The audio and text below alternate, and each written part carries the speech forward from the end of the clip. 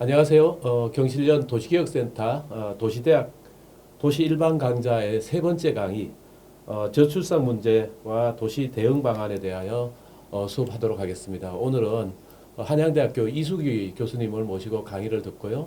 또 옆에 성결대학교 문채 교수님께서 같이 토론을 해주시도록 하겠습니다.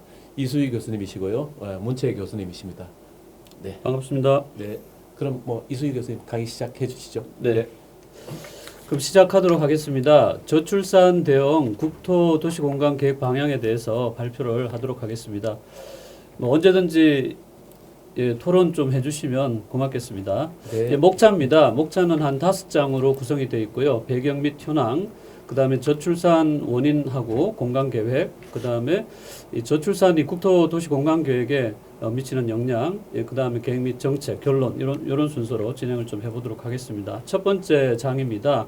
배경 및 현황인데요. 이 배경 및 현황은 우리나라 인구 성장률 추이, 또 인구 구조, 생산 연령 인구 감소, 출산율, 지역별 공간적인 그런 출산율 변화 추이, 소결 이런 순서로 해보도록 하겠습니다. 예, 첫 번째 내용인데요. 첫 번째는 우리나라 인구가 지속적으로 감소하고 있다. 그런데 문제는 이 감소가 굉장히 빠르게 감소하고 있다는 그런 측면입니다. 오른쪽 그래프를 보시면 세계하고 한국하고 1970년도에는 그 인구 성장률이 비슷했습니다. 그런데 이제 갈수록 이 격차가 엄청나게 빠르게 벌어지고 있는 것들을 볼 수가 있고요.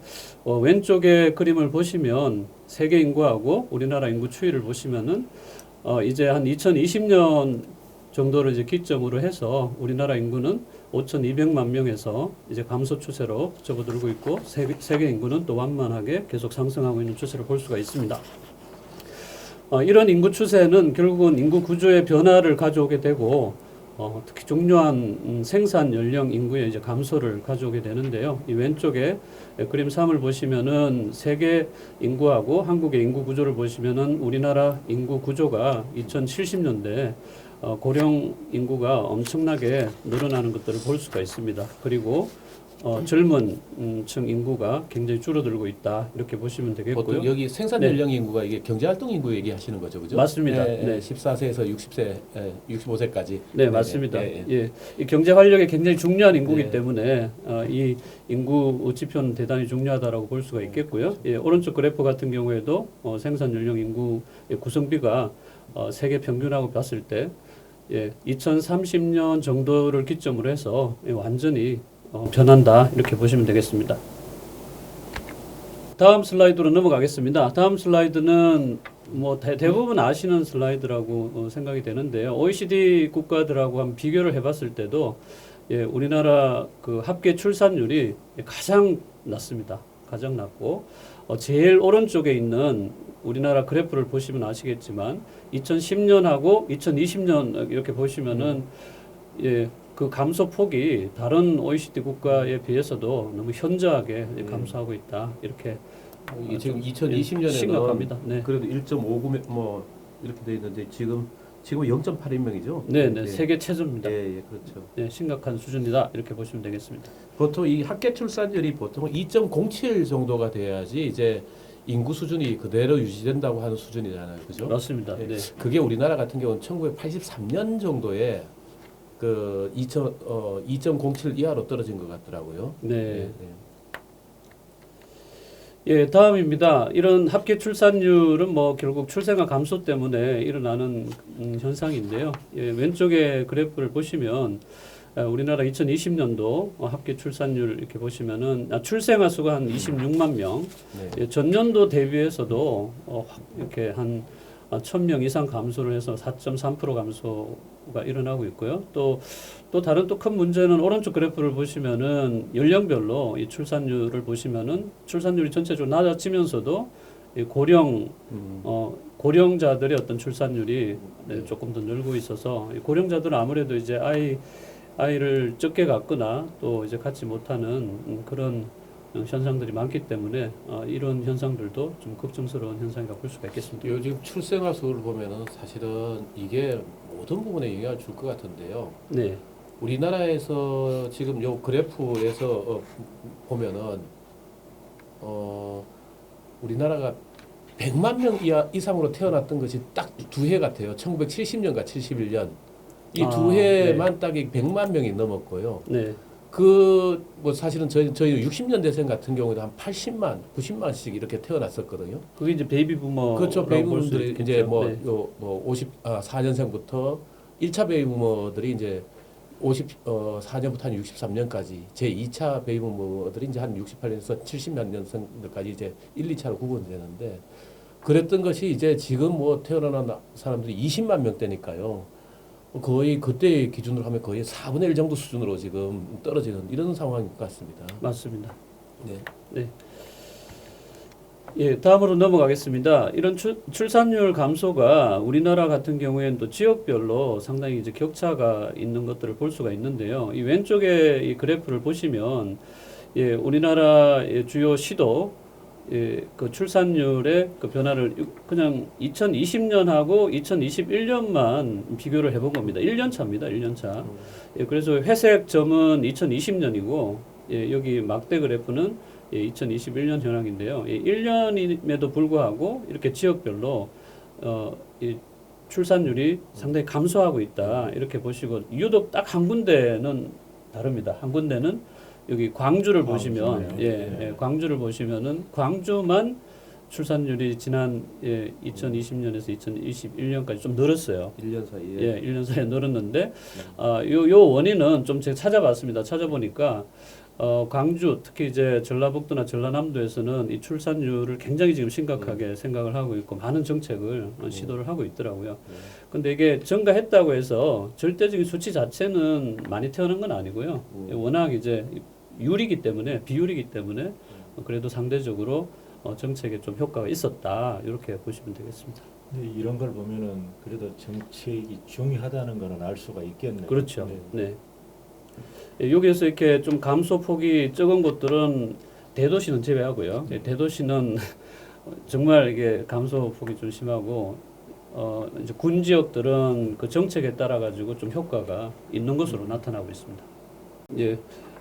다음은 이제 지역별 합계 출산율을 좀 공간적으로 예, 시각화를 해본 그런 내용이 되겠습니다. 그래서 2000년도, 그 다음에 2010년, 2020년 이렇게 지난 20년간 네. 예, 추세를 이렇게 보시면은 확연하게 보실 수가 있습니다. 2000년도에 출산율 색깔이 이제 진할수록 출산율이 높은 거거든요. 높은 건데 한 20년 사이에 완전히 거의 전 모든 지역에서 이제 감소를 하고 있고 뭐 유일하게 이제 전라북도하고 전라남도 아까 말씀드렸듯이 예, 그쪽에서는 조금 상대적으로는 출산율이 유지가 되고 있다 이렇게 보시면 되고 요 밑에 이제 예, 주석을 좀 넣어놨는데요. 예, 전라도 같은 경우에는 출산 친화 환경 조성을 적극적으로 추진 중에 있고 또 해남 같은 경우에는 뉴스에도 많이 나오지 않습니까?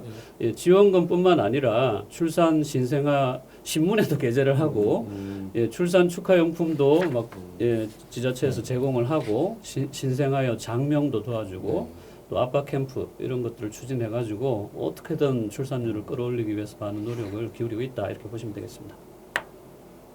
그래서 일장 소결은 예, 앞에 말씀드린 것들을 뭐 간단하게 요약을 해드리면 우리 인구 성장률은 이제 둔화의 차원을 넘어가지고 확연하게 감소하고 있는 추세에 있고 또 큰 문제는 고령 인구가 예, 현저하게 증가하고 있고 마찬가지로 생산 가능 인구는 또 급격하게 감소 추세에 있어서 이런 것들이 경제 활력에 예, 굉장히 이제 경제 활력을 악화시키는 문제로 작용할 것이다. 두 번째는 또 전 세계하고 비교했을 때도 예, 한국은 저출산 고령화 문제가 전 세계적으로 가장 심각한 나라 중에 하나다 이렇게 보시면 될 것 같습니다.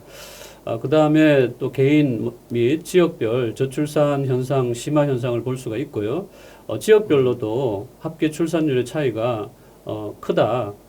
지역별로도 이런 예, 공평하게 다 줄어드는 게 아니고 예, 지역별로 차이가 있다 이렇게 보시면 되겠습니다. 예, 그다음 마지막으로는 특히 이제 전국적으로 가장 많은 인구를 가지고 있는 서울시라든지 예, 광역시 예, 합계 출산율을 보시면 다른 시군에 비해서도 가장 최저입니다. 그래서 도시에 살수록 도시 지역에 살수록 저출산 문제가 더 심각하다. 이건 더 큰 문제라고 볼 수가 있고 또 도시 지역에 대한 저출산 대응도 시급한 실정이다. 예, 아까 광주나 이제 전라남도, 북도 같은 경우에 굉장히 많은 정책을 추진하고 있지만 더 심각한 건 도시 지역에 대한 저출산 대응이 필요하다 이렇게 볼 수가 있겠습니다. 이게 이제 네, 네. 말씀하십시오. 이제 저희가 이제 오늘 주제가 국토 도시 뭐 공간 계획인데 사실은 우리가 그 동안에 이제 국토 도시 공간 계획에서는 항상 도시는 조금 이제 잘 굴러가는 이런 네. 지역으로 보고 이제 농촌에 대한 대책을 마련했는데 이 자료를 보니까 정말 저출산 문제는 도시 농촌 구분 없이 전국적으로 아주 심각한 상황인 것 같습니다. 맞습니다. 지금 이제 우리나라 저출산에 대한 현상에 대한 말씀을 하셨는데 사실 우리나라 같은 경우는 1950년대 전쟁이 끝나고 나서 베이비붐이 있으면서 그때는 출산율이 5가 넘었거든요. 그 5에서 6 정도, 그러니까 60년대까지만 해도 5에서 6 정도로 사실은 우리의 인구 조절이 굉장히 큰 문제였죠. 그러다 보니까 이제 당시의 표들을 보면은 덮어놓고 나다 보면은 뭐 거짓골을 모면한다든 것부터 시작해서 333, 예, 30대까지 끝내자, 아이 낳는 걸 끝내자. 뭐 여러 가지 끝이 나왔고 이게 70년대 이후에 아들 딸 구별하고 둘만 낳아 잘 기르자. 그러다 80년대 중후반 넘으면은 둘도 많다, 하나만 낳자. 맞아요. 이렇게 표들이 그 변해왔는데 사실 우리나라 이 인구에 대한 그 정부 대응이 참 늦었다고 볼 수 있는 게 인구 저출산 아까 얘기했듯이 우리 학교 출산율이 2.07 정도가 이하로 떨어진 게 1983년임에도 불구하고 우리나라가 드디어 인구가 줄어들면서 이런 어떤 구조라든가 정부 대응을 바꿔야 된다고 생각했던 것이 이게 김영삼 정부 들어서 1990년, 96년인가 뭐 제가 알기로 95, 6년 이후에 이제 드디어 아이의 가장 좋은 친구는 동생입니다 하는 걸로 해서 둘을 낳자, 동생을 선물하자 이런 식으로 이제 바뀌어 왔거든요. 그러니까 우리는 1983년 이 학교 출산율이 이 인구 유지선을 넘어 이하로 떨어졌을 때도 사실은 예비군 훈련 가면은 예를 들어서 그 정관 수술을 하면은 불임 수술을 하면은 빼주고 사실은 인구의 인구 조절이라든가 사실은 산하 제한 정책들을 꾸준히 해왔는데 이게 90년대까지 이 정책이라는 것은 사람들의 생활이라는 거에 관성이 있잖아요. 이 관성을 못 바꾼 그게 사실은 정책적 실기가 굉장히 중요한 어떤 부분 아닌가 하는 생각이 들고요. 뭐 그 뒤에 뭐 여기에 대한 현상이라든가 또 그 뒤에 나오는 여러 가지 그 원인이라든가 하는 것들과 여기에 원인에 따른 공간 정책은 다시 2장에서 또 얘기를 좀 해주시겠지만은 그런 부분을 같이 이렇게 좀 현상이라든가 하는 것들을 같이 이렇게 좀 봐주시는 게 필요하지 않겠나 하는 생각이 좀 들었습니다. 맞습니다. 네, 다음으로 넘어갈까요? 네네, 그러시죠. 네, 그럼 2장으로 넘어가도록 하겠습니다. 2장은 과연 그렇다면 이 저출산의 원인이 뭔가 그리고 이런 저출산하고 또 공간 계획, 저희는 이제 도시 국토 공간 계획 분야를 전공하고 있으니까 이쪽 부분에 대해서 좀 말씀을 드리도록 하겠습니다. 첫 번째는 저출산의 현상과 영향 요인, 또 고용, 경제 활동, 또 일과 가정의 양립 문제, 돌봄 서비스, 출산 양육 친화적인 도시 환경, 소결 이런 순서로 말씀을 드리도록 하겠습니다. 이 슬라이드 같은 경우에는 조금 오래된 슬라이드인데요. 국토연구원에서 이제 연구했는데 그럼에도 불구하고 이 내용 자체는 지금도 상당히 유효한 그런 내용이라고 판단이 돼서 가져왔습니다. 그래서 국토연구원에서 상당히 심도 있는 연구를 꾸준히 해왔는데요. 그 당시 이 저출산 현상에 영향을 미치는 요인이 뭔가 해가지고 설문도 하고 선행 연구 고찰도 해서 이런 결과를 만들었습니다. 첫 번째는 이제 사회 규범하고 가치가 변화되고 있다. 가족주의적인 가치관이 변화되고 있고 또 자녀 출산에 대한 의미도 달라지고 있고 결혼관도 바뀌고 있고 이런 큰 요인이 하나 있고요. 가장 제가 볼 때 중요한 요인은 이 두 번째입니다. 이 경제 사회적인 요인, 경제 여건, 노동시장, 여성의 어떤 경제 활동에 참가가 증가하고 있고 또 이 결혼 출산은 결국은 여성 같은 경우에는 경단녀라고 하지 않습니까? 경력 단절을 가져오게 되니까 문제고 또 일 가정 같은 경우에 아직은 이제 성 역할 분업이라든지 이런 부분에 있어서 좀 불평등이 또 있고 아무래도 우리 나라 같은 경우에는 아내 되시는 분들이 더 가정 일을 많이 하지 않습니까? 이제 그런 부분에 있어서 어렵다. 그다음에 이제 주거비 부담 이게 상당히 심각하다. 또 이렇게 볼 수가 있고 자녀 양육도 뭐 상당히 심각하고 사교육이 또 제가 볼 때는 전 세계적으로 가장 많이 지출하는 그런 나라 중에 하나지 않습니까? 그다음에 이제 마지막으로 도시 및 지역 사회 환경도 좀 크게 보면은 상당히 저출산에 영향을 미치는 그런 요인이다 이렇게 볼 수가 있겠습니다. 요게 이제 저출산 현상에 대한 요인인데 그 뒤에 보니까 이제 주로 대책이신 것 같아서 요인과 관련돼서 좀 한번 얘기를 우리 문 교수님 우리 과거에 중고등학교 때 사회 배울 때 멜서스 인구론이라는 거 기억나시잖아요. 우리 당시에 이제 산업혁명 이후에 보니까 그 영국에서도 출산율이 5, 6, 7 이랬거든요. 그러니까 인구가 급격하게 막 폭증을 하니까 산업혁명 이후에 사실은 폭증을 하니까 여기 영국에서도 인구 조절이 필요했던 거죠.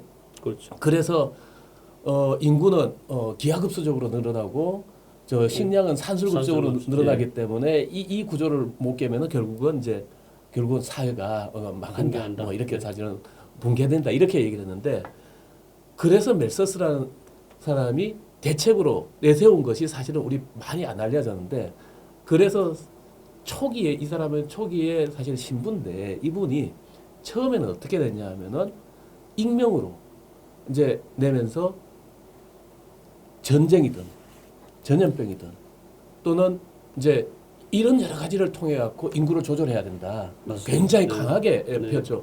그래서 이분이 이제 당시에는 구빈법이라든가 가난한 사람들에 대한 여러 가지 지원 정책들이 있었는데 가난한 사람들에 대한 지원을 하면 안 된다라고 해서 실제로 이제 영국 의회에서 구빈법을 없앴죠. 그래서 사실은 적자 생존이라는 이론이 멜서스가 사실은 만들어냈던 거고 그거를 나중에 다윈이 갈라파고스의 그 종의 기원을 쓰면서 이제 그 적자 생존이라는 이론을 그 명칭을 그대로 또 사용했던 걸로 알고 있고 뒤에 이제 나온 것이 이게 이제 너무 과격하다. 그래서 나온 것이 뭐냐면은 이제 신부다 보니까 피임이라든가 임신 준절이라든가 이런 것들에 대한 못하게 되니까 그래서 이제 좀 소극적인 어떤 인구 조절책으로 나온 것이 이제 만원 결혼을 늦게 하고 그다음에 금욕적인 생활 이런 걸 통해서 아이들을 이제 출생이라든가 하는 것들을 줄여야 된다 이렇게 했던 것 같아요. 그러다 보니까 우리 요즘의 상황을 보면은 딱 비슷하게 되는 것이 우리가 지금 여성이든 남성이든 이제 30대에 결혼을 하는 경우가 없어요. 우리 보면은 초기에는 조선시대라든가 70년대까지만 하더라도 조선시대 때는 10대 때 결혼해요. 그 다음에 70년대 같으면 20대 때 다 결혼했거든요. 그렇죠. 지금 이제 30대 결혼하고 이렇게 되니까 아이를 낳고 육아를 하고 이런 어떤 절대적인 시간 자체가 짧아진 이런 부분의 것도 있고요. 이런 부분이 사실 어떻게 보면 멜서스 인구 조절을 우리가 지금 너무 자연스럽게 지금 가고 있는 부분도 있다는 생각이 좀 들고 그와 함께 또 하나는 보통 프랑스라든가 하는 나라하고 미국을 비교를 해보면은 미국 같은 나라는 사실은 1776년 미국 독립전쟁 독립된 이후에 지금까지 인구가 엄청나게 늘었거든요. 그렇죠. 근데 프랑스 같은 나라는 별로 안 늘었어요. 이게 미래에 대한 발전 가능성이라든가 우리 자식 세대가 우리보다 더 많이 잘 살 수 있다는 그런 생각이 들면 자연스럽게 아이를 또 많이 낳는데요. 맞습니다. 근데 지금 우리 세대에 보면은 우리의 자식 세대가 우리보다 더 잘 살 수 있겠다 하는 이런 여러 가지 생각들이 안 드니까 그렇죠. 사실은 아이 낳는 것이 부담되고 여러 가지 사실은 우리가 지금 여기에 있는 여러 가지들도 있지만은 사실은 근본적이고 좀 거시적인 부분하고 마이크로한 부분 이런 여러 가지에 대한 것들을 좀 복합적으로 우리가 좀 영향 요인도 좀 한번 구분해서 봐야 되지 않을까 하는 생각도 좀 개인적으로 들었어요. 예. 너무 이제 우리가 과거에서 현재를 본다고 참 우리가 전혀 시대가 다르지만 그때 현재 고민하는 문제들이 다 나오잖아요. 사실 우리가 맞습니다. 잊고 있었는데 요즘 또 지금 코로나 심각하잖아요. 네. 이것도 다 옛날에 다 검토했던 내용들인데 이제서 더 오기 때문에 이건 어쨌든 여러 가지 이제 깊은 고민 속에서 대책을 마련해야 되지 않나 생각합니다. 네. 아이고 제가 너무 많이 꼈습니다. 저보다 더 연구를 많이 하신 것 같아요. 예, 이제 그래서 그 앞에서 이제 말씀드린 그 내용을 가지고 좀 최근 통계를 예, 가지고 예. 말씀을 드리면 이 고용 불안정하고 경제적 부담이 이게 상당히 큰 문제다. 예, 이것 때문에 결국은 결혼이나 출산을 미루게 되고 결국은 또 안 하게 되기도 하고 그런 것 같습니다. 여기 통계표를 보시면 2019년 현황인데요. 이 세로로 이렇게 좀 보시면 예, 가장 그 크게 영향을 미치는 그 요인이 뭐냐면 결국은 직장 불안정, 일자리 부족, 예, 이게 가장 우리 청년들한테 예, 부담스럽게 다가온다 이렇게 보시면 되고 두 번째는 이제 자녀 양육 부담입니다. 예, 아무래도 사교육 지출이 또 굉장히 큰 그런 비중을 차지하고 있고 또 부모가 그거 하는 걸 보면서 이렇게 보니까 아유 나는 저렇게 살면 안 되겠다. 예, 뭐 그런 이제 생각도 하게 되고 예, 예. 그렇다 이렇게 보시면 돼요. 그 다음에는 이제 결혼 출산 가치관의 변화가 예, 그다음 이게 이제 사회의 어떤 규범이 지금 변화하고 있는 거죠. 예, 결혼이 꼭 필요할까? 뭐 아이는 필요할까? 요즘은 더 아이 없어도 저기 애완견을 더 좋아한다고 하더라고요. 그렇죠. 예, 예. 정서적으로 볼 때도 예, 그런 문화들이 이 설문에서도 딱 나타나고 있다 이렇게 보시면 되겠습니다. 그러니까 보면 이 네. 설문에서 보듯이 지금 이게 그 저출산 문제가 한 가지만 이유가 아니에요 지금. 아, 그렇죠. 복합적이죠. 예, 네. 복합적이죠. 다양한 예. 복합적인 굉장히 요인 복합적이죠. 때문에 예. 결국 해법도 이제 복합적으로 이럴 수밖에 예. 없지 않나 생각합니다. 예. 네, 네. 특히 요 가구 소득별로 이렇게 또 보시면 여기 고소득층이죠. 뭐 네. 중산층 고소득 상위 소득층 요 비율들도 상당히 높지 않습니까? 네. 예, 이제 자기가 경제적인 그런 능력이 있으면 이 결혼이나 출산 이런 것들에 대해서 별로 이제 아쉬움이 없다 이렇게 근데 보시면 여기 자료 보면은 소득 수준이 아주 높은데도 역시 그 자녀 양육 부담이라든가 아 여기도 이런 게 예. 좀 많이 나오네요. 이게. 네. 그러니까 저희 사교육은 예, 이렇게 경제적인 능력이 있어도 그러면 더 많이 지출을 하는 상황이기 거예요. 때문에 결국 부담스러운 거죠. 예, 이 부분 보면 예. 뭐 소득 700만 원 수준에서도 일자리에 대한 불안이 사실 28% 여기에 이런 부분들이 있고 사실은 양육 부담 34% 굉장히 높게 지금 네. 나오거든요. 네. 그 자녀가 결국은 경제적 부담이 굉장히 크다 이렇게 보시면 되겠고 또 아까 이제 여성들의 경력 단절 사유가 또 큰 문제이지 네. 않습니까? 네. 예, 그런 차원에서 볼 때 그렇다면 여성들의 경력 단절 사유에서 가장 큰 영향이 뭐냐 보니까 결국 네. 육아입니다. 육아. 네. 예, 아이를 갖게 되면 육아 부담이 예, 엄청나게 큰 거고. 근데 이게 2018년도하고 비교했을 때거든요. 그러니까 네. 2018년도에서는 사실은 뭐 결혼이나 육아가 그렇게 좀 비슷했지만 지금 지난 한 몇 년간 몇 년 사이에 이런 육아 부담이 훨씬 더 이제 크게 작용하고 있다. 이건 지금 여성만을 대상으로 하는 여성만을 거예요. 대상으로 그렇죠? 하는 겁니다. 근데 이게 최근에 보면은 그나마 조금 희망적인 건 그래도 남편의 육아휴직의 비율이 굉장히 많이 늘어났거든요. 네, 네, 제 기억에 2008년 이때쯤에 이 보건복지부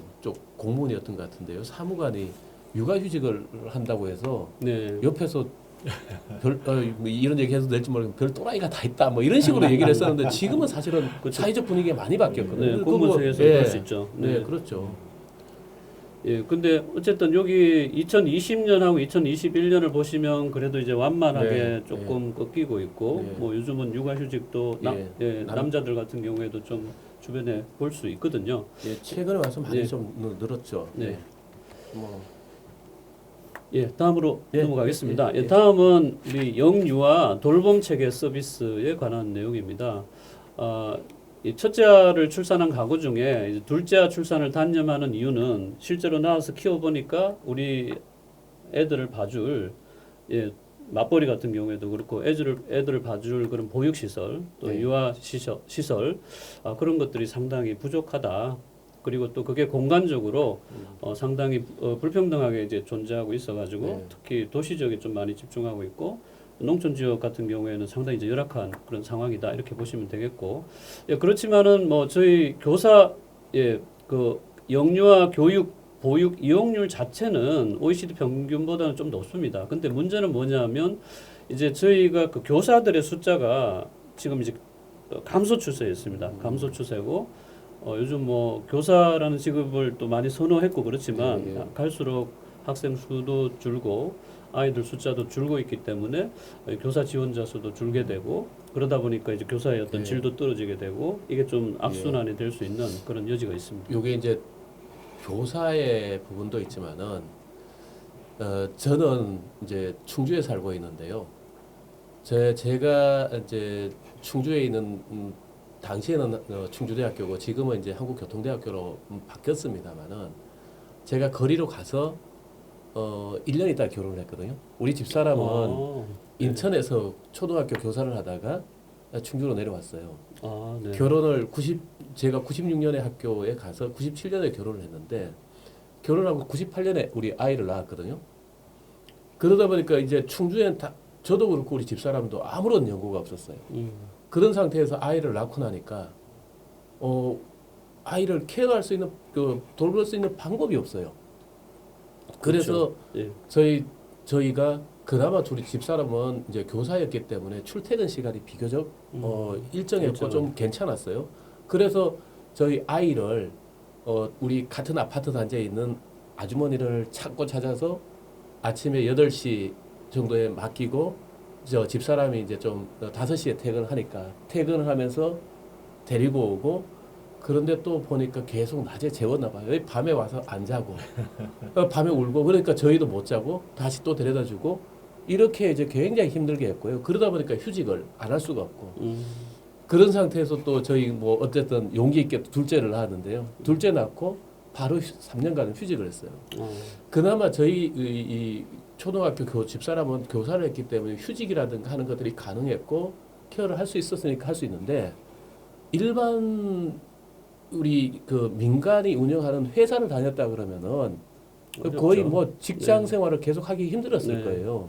사실은 지금도 사실은 그러면 잘 이 어린아이를 보육하고 이렇게 보육, 양육, 이 교육 이것들이 각기 좀 다른 어떤 시스템으로 이어져야 되는데 그런 부분에 대한 여성들이 아이를 낳고 기르고 교육도 하고 할 수 있는 이런 여러 가지 환경이 잘 되어 있냐면 굉장히 사실은 미흡하거든요. 맞습니다. 네.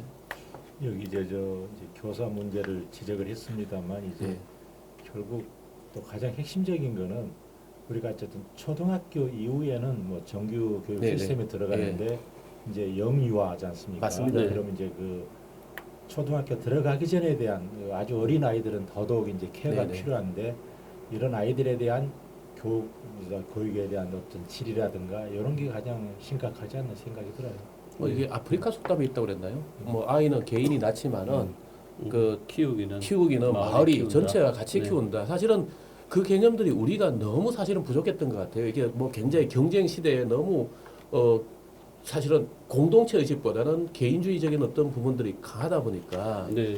예 그런 부분의 문제도 좀 있었던 것 같고요. 저희도 뭐 예전에 이제 저 어릴 때만 해도 뭐 저희 굉장히 식구가 많았는데 네. 저희도 저 애들은 형제들이 키웠어요. 그렇죠. 네. 저희도 5남매였거든요. 누나 그러니까요. 맞습니다. 예, 넘어가겠습니다. 예, 그러시죠. 네. 그래서 이제 돌봄 체계 서비스 또 교육 품질 이게 이제 중요한데요. 여기 이제 그래프를 보시면 이 육아정책연구소에서 나온 건데 이 교사들이 이직을 계획하거나 예, 고민 중인 이유가 뭐냐 이렇게 보니까 가장 큰 요인이 뭐냐면 근무 시간, 업무량, 근로조건의 어떤 불만족입니다. 그만큼 이제 교사라는 직업 자체가 영유아부터 해서 굉장히 어려운 거죠. 또 요즘은 또 부모님들이 또 아이들에 대해서 되게 민감하지 않습니까? 예, 예. 조금이라도 문제가 있으면은 뭐 바로 컴플레인도 하고 이제 네. 그런 어려움도 있고 또 일하는 거에 비해서 보수도 처우 개선도 또 낮고 그런 요거는 문제가 있는 것 같습니다. 보니까 이제 주로 이 직장에서 근무하는 선생님의 입장이고 네, 사실은 우리가 이게 물론 이 선생님들이 중요한 것도 있지만 저는 또 이 생각이 들어요. 우리는 왜 아이를 안 낳냐 하면은 이 선생님들의 문제가 아니라 아이를 낳았을 때 절대적으로 사실은 제대로 맡길 시설의 퀄리티를 떠나서 사실 맡길 곳 자체가 사실은 그렇죠. 그것도 부족하고 없죠. 예. 없고 그 다음에 또 어느 정도 소득 수준이 되는 사람은 좀 제대로 된 곳에 맡기고 싶은데 네, 믿고 맡기고 싶은데 제대로 네.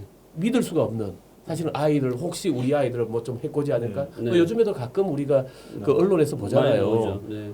좀 학대를 하는 네. 그런 여러 가지 불안감 이런 여러 가지에 대한 것들을 사실은 불식시켜줘야 되는데 이런 어떤 돌봄 기관과 그 좋은 어떤 돌봄 시스템들이 사실은 덜 갖춰져 있다는 것들이 사실은 문제 아닌가. 물론 거기에 여기에 이제 육아정책연구소 같은 경우에는 거기에 선생님들에 대한 입장이라든가 이런 것들을 위해서도 좀 중요한 부분이겠지만은 그 전에 사실은 그런 시설을 잘 갖춰주고 사실은 이런 선생님 좋은 선생님을 모시는 것도 이게 같이 중요하겠지만 사실은 시설과 선생님들 뭐 좋은 선생님이 있는 그런 어떤 돌봄 시스템을 어떻게 마련할까 하는 것이 중요한 부분인가 아닌가 하는 생각이 드네요. 네. 동의합니다. 네. 예, 다음은 이제 출산, 양육 친화적인 도시 환경의 네. 어떤 미비에 대해서 좀 말씀을 드리면 이 양육하기에 좋은 주거지 조건이 뭔가 육아정책연구소에서 한 건데요. 네. 예, 보시면은 뭐 비슷하게 좀 나오지만 이 가장 이제 높은 포션이 안전, 네. 예, 주거 지역이 안전하다고 생각되는 곳, 또 교육 환경이 좋은 곳, 예, 그 다음에 영유아기 자녀 보육을 위한 기관의 어떤 접근성이 좋은 곳, 이런 것들을 우리 부모님들이 네. 가장 중요하게 생각하고 있다, 이렇게 보시면 되겠고, 그런 차원에서 볼 때 이 복지뿐만 아니라 이런 어떤 인프라가 이 출산 양육 친화적인 환경이 굉장히 중요하다. 예, 그래서 사실 뭐 저희 국토도시 공간 정책에서도 상당히 이제 할 일이 앞으로 많다, 이렇게 보시면 되겠습니다.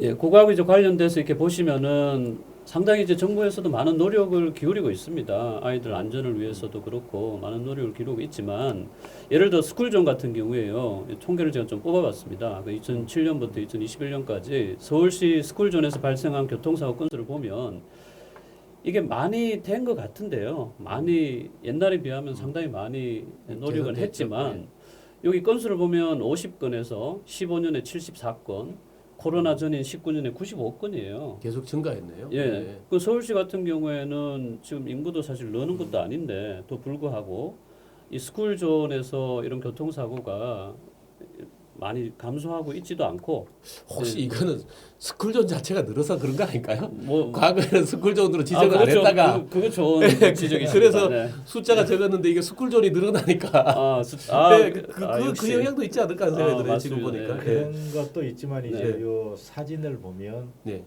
이제 그 우리 도시공간에서 보면 대부분 이제 구시가지예요. 구시가지. 그렇죠. 네. 구시가지 같은 경우는 이제 보면 실질적으로 이게 스쿨존을 지정을 해도 그 한계가 있어요, 이게요. 네, 네. 그렇죠. 여기 사진을 네. 보듯이 뭐 네. 어차피 인도 자체가 아예 안 된다든가 뭐 이래서 맞습니다. 아까 네, 교수님 네. 말씀대로 이제 네. 스쿨존이 확대되는 것도 있지만 기존의 스쿨존이 가지는 이제 지역 한계, 입지역 그런 네. 것 같습니다. 뭐 차량도 늘어나고. 예. 네. 좋은 지적이신 것 같습니다. 예. 예, 스쿨존 자체가 많이 늘었고 그러다 보니까 건수가 늘었다라고 볼 수도 있겠고, 예, 그렇지만 여기 사진 보시면 사실 인프라 자체는 결국 변화가 없거든요. 예, 보행로가 있으면은 좀 되는데 결국은 이 노면에 어떤 뭐 처리만 한 거다 이렇게 보시면 돼요. 예. 그 다음으로 뭐 도시환경 관련해 가지고 이 여가 시설은 이제 놀이터, 공원, 산책로, 그 다음에 문화 시설은 박물관, 미술관, 영화관, 또 도서관, 도서관도 중요하지 않습니까? 네. 이런 게 얼마나 편리하냐 이 부모님들한테 이제 물었을 때 여가 시설은 그래도 5점 척도라서 예, 크게 높지는 않습니다. 네. 3점대이기 때문에. 네. 예, 그렇지만 문화 시설하고 비교할 때는 여가 시설이 다 높다. 그 말은 뭐냐면 놀이터, 공원, 산책로는 그동안에 상당히 많이 개선이 됐다, 이렇게 보시면 될 것 같고, 반면에 이런 교육 환경하고 관련돼 있는 이런 문화 시설은 만족도가 상당히 낮습니다. 예, 우리 상대적으로. 뭐 도시계획 하더라도 기본적으로 어린이 놀이터라든가 하는 것들은 네. 도시계획 시설로서 네, 반드시 시설로 넣어야 그렇죠. 되고 법적으로 공원도 들어가요. 일부 들어가는데 네. 다만 이제 저런 어떤 문화 시설들은 상대적으로 토지를 새로 만들고 거기에 건축까지 같이 들어가야 되니까 비용이 상대적으로 좀 또 그렇죠. 많이 드는 이런 네. 부분이 좀 있을 것 같기도 하고요. 네. 뭐 다른 한 것, 예, 말씀하십시오. 예, 그러니까 이제 뭐 여가 시설에 비해서 상대적으로 이제 문화 시설이 줄었습니다만 이제 제가 볼 때는 이제 결국 그게 뭐 문화 시설도 시설이지만 일종의 이제 여가 시설이 순전하게 그 하드웨어적인 거라면 문화시설이 이제 하드웨어 플러스 이제 소프트웨어. 예. 그렇죠. 그래서 이제 예. 그 동안에는 하드웨어 중심을 가졌다면 이제는 소프트웨어 중심을 가진 그렇죠. 이제 정책들이 필요하지 같이 않은가. 맞습니다. 그러네. 네, 생각. 네. 예, 그리고 이게 점수가 여가 시설도 3점대 초반이기 때문에 예. 사실은 한 4점대는 나와야 예, 또 좋지 않겠습니까? 놀이터 공원 산책로도 아직 여전히 개선이 예. 필요하다. 그러니까 이렇게 이제 우리가 예. 오늘 국토 도시 공간을 다루고 있는데 네. 이런 것들을 좀 이렇게 이제 좀 그 뭐 도시라든가 농촌이라든가 뭐 이렇게 기성시가지라든가 뭐 신시가지라든가 좀 그런 쪽으로 훨씬 더 좀 좋을 거는 같은데. 맞습니다. 예, 네. 저도 최근에 사실은 이제 3기 신도시를 하면서 보육 양육에 편리한 또는 아이 키우기 좋은 도시 환경을 어떻게 만들까 하는 연구도 한번 해봤어요. 우리 지금 문채 교수님하고 같이 해서 기성시 같이 도시 재생이 필요한 이런 지역에서는 또 어떻게 이제 아이 키우기 좋은 도시를 좀 만들어 볼까 하는 것들을 이제 같이 이렇게 해봤는데 새로운 어떤 신도시는 우리가 새롭게 만드는 신도시는 그래도 어떻게든 조금 이런 시설이라든가 하는 것들을 처음 만들 때부터 할 수는 있는데 네. 우리 사실 그렇게 만들어지는 공간은 얼마 안 되잖아요. 저 도시 네. 공간 중에서. 네. 이 기성시가지에 사실은 부족한 이런 지역들을 어떻게 확충시킬 것이냐 하는 것들이 사실은 도시부분 뒤에 또 얘기를 하시겠지만 굉장히 중요한, 굉장히 어렵고 그 부분들을 갖춰주는 것도 굉장히 중요하다는 생각이 좀 들거든요. 네. 맞습니다. 네. 네, 그래서 2장 예, 소결을 좀 간단히 정리하고 넘어가면요. 예, 이 저출산 이 문제의 어떤 원인은 고용 불안감, 또 경제적인 부담, 자녀 양육, 주거비 부담 이런 것들이 청년들이 결혼과 출산을 미루는 데 있어가지고 굉장히 크게 영향을 미친다 이렇게 보시면 되겠고 다음으로는 또 일 가정 양립 문제와 돌봄 서비스, 교육 품질 예, 이런 것들이 선진국에 비해서는 아직도 우리가 갈 길이 멀다 이렇게 보시면 되겠고 더 크게는 이제 공동체적인 거죠. 또 출산, 양육 친화적인 도시 환경이 아직은 더 많이 개선이 필요하다 이렇게 보시면 되겠습니다. 넘어갈까요? 네, 3장으로? 네, 아시죠? 네. 네, 뭐 네. 중간중간에 계속 얘기 많이 네. 했으니까요. 네. 예, 이 3장은 저출산이 결국은 그럼 국토 도시 공간에 미치는 영향이 뭐가 있을까? 그 부분을 좀 정리를 해본 내용이 되겠고요. 처음으로는 결국 저출산은 뭐 고령화하고 동전의 양면처럼 네. 이게 맞붙어 있는 문제니까 그 문제를 말씀드리고 결국은 이제 저출산이 예, 경제 활력을 감소시키고 결국은 도시 기능을 쇠퇴시키고 그런 내용을 좀 가지고 말씀드리고 예, 그런 결과로서 이제 장기 미집행 도시계획 시설이라든지 그 내용을 좀 언급하고 그 다음에 도시 또 지역 지방 소멸 이 문제는 뭐 다들 많이 알고 계신 문제인데요. 예, 그 얘기를 좀 하고 소개로 넘어가도록 하겠습니다. 예, 고령화 현상인데요. 예, 요 그래프를 보시면은 뭐 조금 오래된 자료이긴 하지만 뭐 지금도 이런 체계 자체는 달라지지 않았기 때문에 결국은 이 가운데 있는 여성의 경제활동 확대의 문제, 또 자녀 간의 변화, 결혼 간의 변화, 양육, 교육비, 주거비 이런 것들의 어떤 부담이 저출산으로 이어지면서 동시에 또 기대 수명이 상당히 연장되고 있지 않습니까? 예, 그 지금은 뭐 한갑도 하지 않잖아요. 예. 80대 지금 앞으로 우리 다음 세대는 100세까지 예, 기대 수명을 보고 있고 그러다 보면은 결국은 예, 아이는 안 태어나고 예, 노인들은 더 이제 오래 살고 하면서 고령화가 이제 심각한 수준으로 진행될 것 같습니다. 이상호 교수님 이걸 저 잘 그렸지만은 사실은 저는 저출산 문제 가장 큰 이유 중에 하나가 여성들의 결혼인 시기가 너무 늦어진다.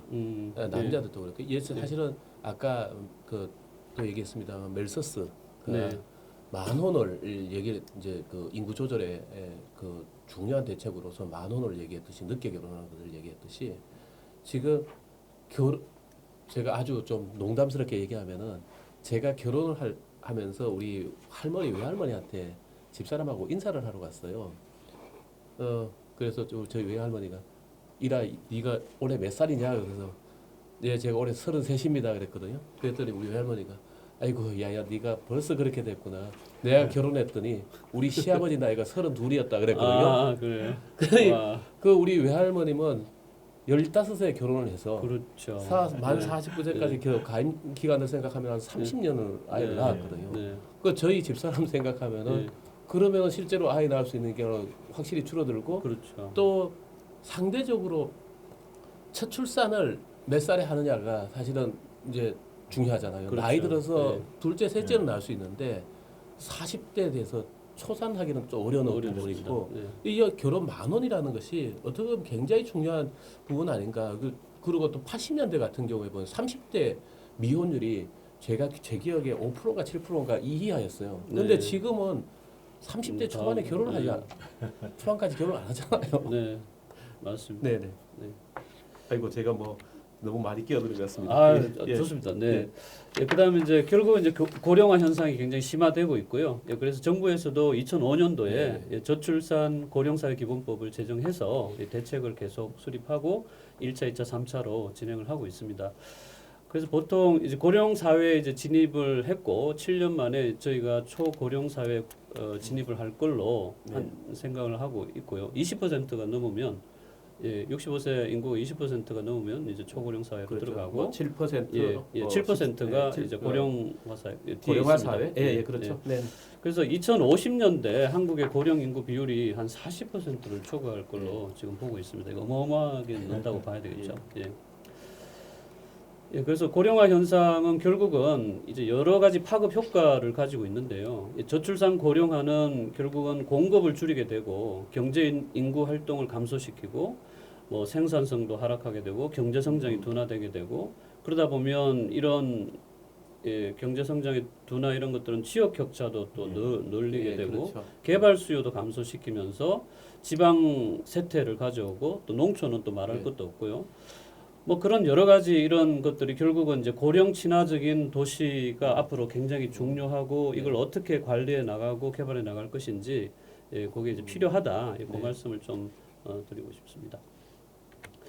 예, 다음으로 고령화 현상 뭐 이 통계로 봐도 뭐 너무나 명확하고요. 우리 한국이 예, 너무나 이 출산율이 낮기 때문에 예, 빠르게 지금 고령화로 고령화라는 결국은 이게 저기 전체 인구에서 65세 인구가 차지하는 차지하는 비율이라고 비율이잖아요. 예. 이게 결국은 우리는 이게 사실은 요인은 두 가지잖아요. 하나는 의료 기술이든 이제 어쨌든 평균 수명의 연장으로 인해서 맞습니다. 65세 인구가 늘어나는 것과 예. 두 번째는 저출산으로 인해서 분모가 예. 맞습니다. 분모가 줄어드니까 이 두 분모가 가지가 같이 예, 영향을 예. 줘서 이게 고령화가 더 이게 급격하게 급격하게 이제 나타나는 걸로 나오는 예, 거죠. 그죠? 맞습니다. 네. 뭐 결국은 이제 이 문제가 경제 활동, 인구 감소, 그렇죠. 노인 부양 부담 네. 증가, 빈집 그렇죠. 발생, 뭐 여러 가지 이제 도시 그렇죠. 도시의 예, 이제 문제를 공간상의 이제, 여러 가지 문제를 예, 만들어내는 만들어내고 저희가 이제 앞으로 할 일이 예. 되게 많다고 예. 보시면 되겠습니다. 뭐 이런 문제입니다. 이제 도시 기능이 점일화되고 이 신도시에도 이제 공실 문제가 생기게 되고 예. 앞으로 이런 문제가 더 빈번하게 일어날 것으로 생각이 됩니다. 지금 여기 보면은 주택과 상업시설의 방치라든가 공실은 이게 뭐 사실 주택 같은 경우가 지금 당장의 저출산 문제로 인해서 사실은 크게 지금 당장에 나타나는 것보다 앞으로 닥칠 앞으로, 얘기고요. 예, 그렇죠. 사실은 주택은 아이가 2명이든 1명이든 어쨌든 부부가 살면은 사실 주택에 좀 필요한 부분이 있어서 네. 훨씬 더 이제 앞으로 이제 나타날 문제가 같고요. 상업시설 같은 경우도 이거는 원인은 조금 이커머스라든가 네, 이제 네. 최근에 코로나를 겪으면서 맞습니다. 우리가 네. 상업시설에 대한 것들이 줄어들고 배달이라든가 인터넷 쇼핑이라든가 하는 것들이 늘어나면서 네. 상업에 대한 조금 이 사람들의 비헤비어가 이제 좀 바뀌니까 네. 그것도 많은 영향을 주는 것 같아요. 예, 우리가 좋은 이제 지적입니다. 네. 신도시 계획을 하게 되면 예. 항상 그 일정 비율이 있죠. 이제 그렇죠. 상업시설에 대한 비율. 예, 예. 근데 이게 달라져 버린 이제 거예요. 그 기준이 이제 바뀌어야죠. 예. 예. 그렇죠. 예. 그래서 이제 예. 상업 같은 경우도 이제 판매 시설 같은 경우는 사실은 줄어들어야 되고 네.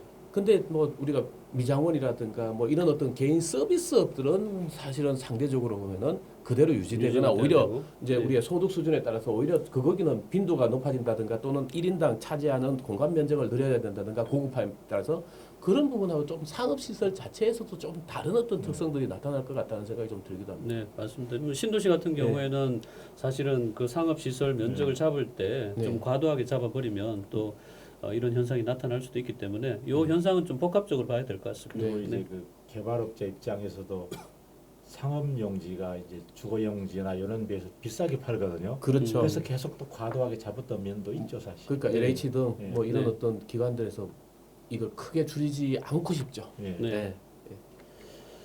예, 그 다음에는 이제 빈집 문제입니다. 예. 이 빈집 문제는 그동안 또 저희 학계에서도 예. 계속 논의가 되어 왔던 문제지만 여기 그래프를 이렇게 보시면은 이제 최근에 들어서 이제 급격하게 증가할 그런 조짐이 예. 좀 보이고 있거든요. 예. 뭐 도시 지역은 조금 덜하겠지만 이제 농촌 시군 지역 같은 경우에는 상당히 이제 많이 늘어났고 그렇죠. 그리고 이제 도시 지역도 제가 보니까 도시 지역도 보니까 빈집 문제가 나타나더라고요. 네. 서울시도 이제 강북 지역에 일부 지역의 빈집들이 늘어나는 추세들 좀. 강북만이 아닙니다. 네. 강남 뭐 또 지방 예를 들어 대구 같은 경우 네. 제가 알기로 수성구가 제일 핫한 지역이라는데 예, 예. 이런 데도 다 빈집이 있습니다. 네. 근데 그 빈집에 대한 부분하고 농촌의 빈집하고는 조금 차원은 이제 다르죠. 원인도 네. 다르고요. 네.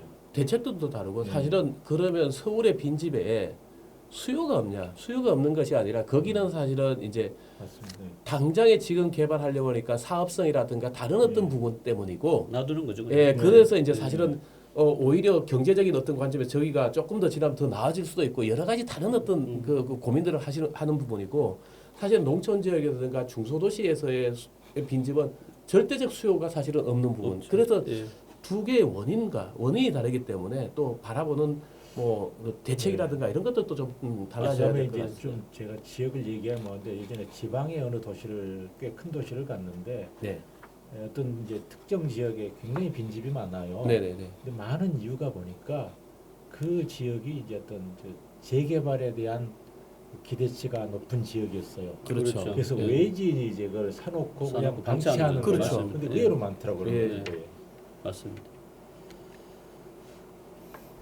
네, 또 빈집하고 마찬가지로 저희 교육 인프라 같은 경우에도 뭐 요것도 잘 아는 문제 네, 아니겠습니까? 네. 예, 이 전국 시도별 학교의 어떤 폐교 현황을 보시면 이 농촌 지역 농촌 시군 지역들 이쪽에 상당히 이제 많이 이제 폐교가 하고 네, 뭐 인구가 그렇죠. 줄어드니까 뭐 어쩔 수 네. 없는 거죠. 우선은 예. 아이들이 예, 없는데요. 뭐 예. 저희들 초등학교 때는 저는 경북 예천이라는 곳에서 초등학교 다녔는데요. 태어났고 그때만 해도 저희 그 읍에 초등학교가 3개가 있었고 각 학교마다 뭐 지금 우리 서울에서 자라거나 네. 도시 지역에서 사는 사람은 좀 그러지 않겠지만은 네. 저희 그때 저희 막 콩나물 4개 반이었습니다. 네. 한 반에 70명이 다녔거든요. 네. 콩나물반. 네. 그때는 오전반이 있고 오후반이 있었어요. 저는- 2부제 수업을 했거든요. 저는 그까지는 아닌데. 제가 다녔던 학교는 더 있습니다. 아 그래. 한, 네. 한 학년에 20반 정도 있어요. 네. 20개 반 있고 예. 한 학년당 한 70여 명 정도. 근데 그래서 오전 오후반 예, 진짜로 예. 엄청 그랬던 학교가 지금은 2개 반이고 한 반에 네. 20몇 명이에요. 그러니까 맞습니다. 지금 뭐 예. 그런 정도의 차이가 나니까요. 네. 사실 뭐 이제 이런 큰 시설이지 않습니까? 그렇죠. 야, 땅도 크고 네. 이제 이런 시설들을 이제 앞으로 어떻게 또 잘 활용하는 할지에 대해서는 좀 고민이 필요할 것 같습니다. 네. 예, 그 다음에 이제 뭐 이 이슈는 그동안 네. 많이 이슈가 됐지 네. 않습니까? 네. 이거 99년도에 네. 헌법재판소에서 네. 이 장기 미집행 음. 시설에 대해서 헌법 불합치 불합치 판결을 했고 이제는 20년 이상 이 집행하지 않은 도시계획 시설은 이 실효제에 따라 가지고 일몰제죠. 예. 예, 그래서 2020년 7월부터 이제 효력이 상실됐고 땅 주인들은 네. 자기 어떤 목적을 위해서 개발을 할 수 있게 됐습니다. 그 장기 미집행 도시계획 시설의 대부분은 사실은 여기 보시면 도로, 공원, 하천 이런 것들이 가장 크게 차지하고 있고 그 중에 저는 중요한 건 공원이라고 생각을 하는데요. 사실 이 공원들이 원래 주인이 있는데 지금까지 무료로 이용을 했던 거죠. 네. 이용을 했는데 이제 주인들이 권리를 이제 행사하게 되면 재산권 행사하니까 네. 예. 공원이 이제 없어지는 그런 상황이 생기게 된 거죠. 뭐 이런 문제들도 전부 다 저출산하고 또 관련도 네. 있고 인구 감소하고도 관련도 있고. 이제 이거는 중소도시 같은 경우에는 저출산 문제하고도 좀 관련이 좀 되기도 하고 하는데 네. 또 대도시가 지역은 좀 다를 수 네, 있죠. 다른 네. 어떤 특성이 좀 있을 것 같기도 하고요. 네. 뭐 저출산 상관없이 도시계획을 할 때 기본 네. 계획을 세울 때 저희가 좀 과도하게 잡아버리면 그렇죠. 뭐 그건 집행 못하는 이거는- 재원도 없고. 예, 네. 이거는 결국은 조금 저출산 문제하고도 관련이 있지만 그것보다는 사실은 이 재원에 대한 고려 없이 사실은 계획을 했다는 부분이고 그렇죠. 그러니까 결국은 도시계획이 실현 가능성을 네. 떨어뜨리면서 사실은 그래서 이 일반 시민에게 이 도시계획에 대한 신뢰성이라든가 하는 것들을 많이 떨어뜨리는 부분이거든요. 네.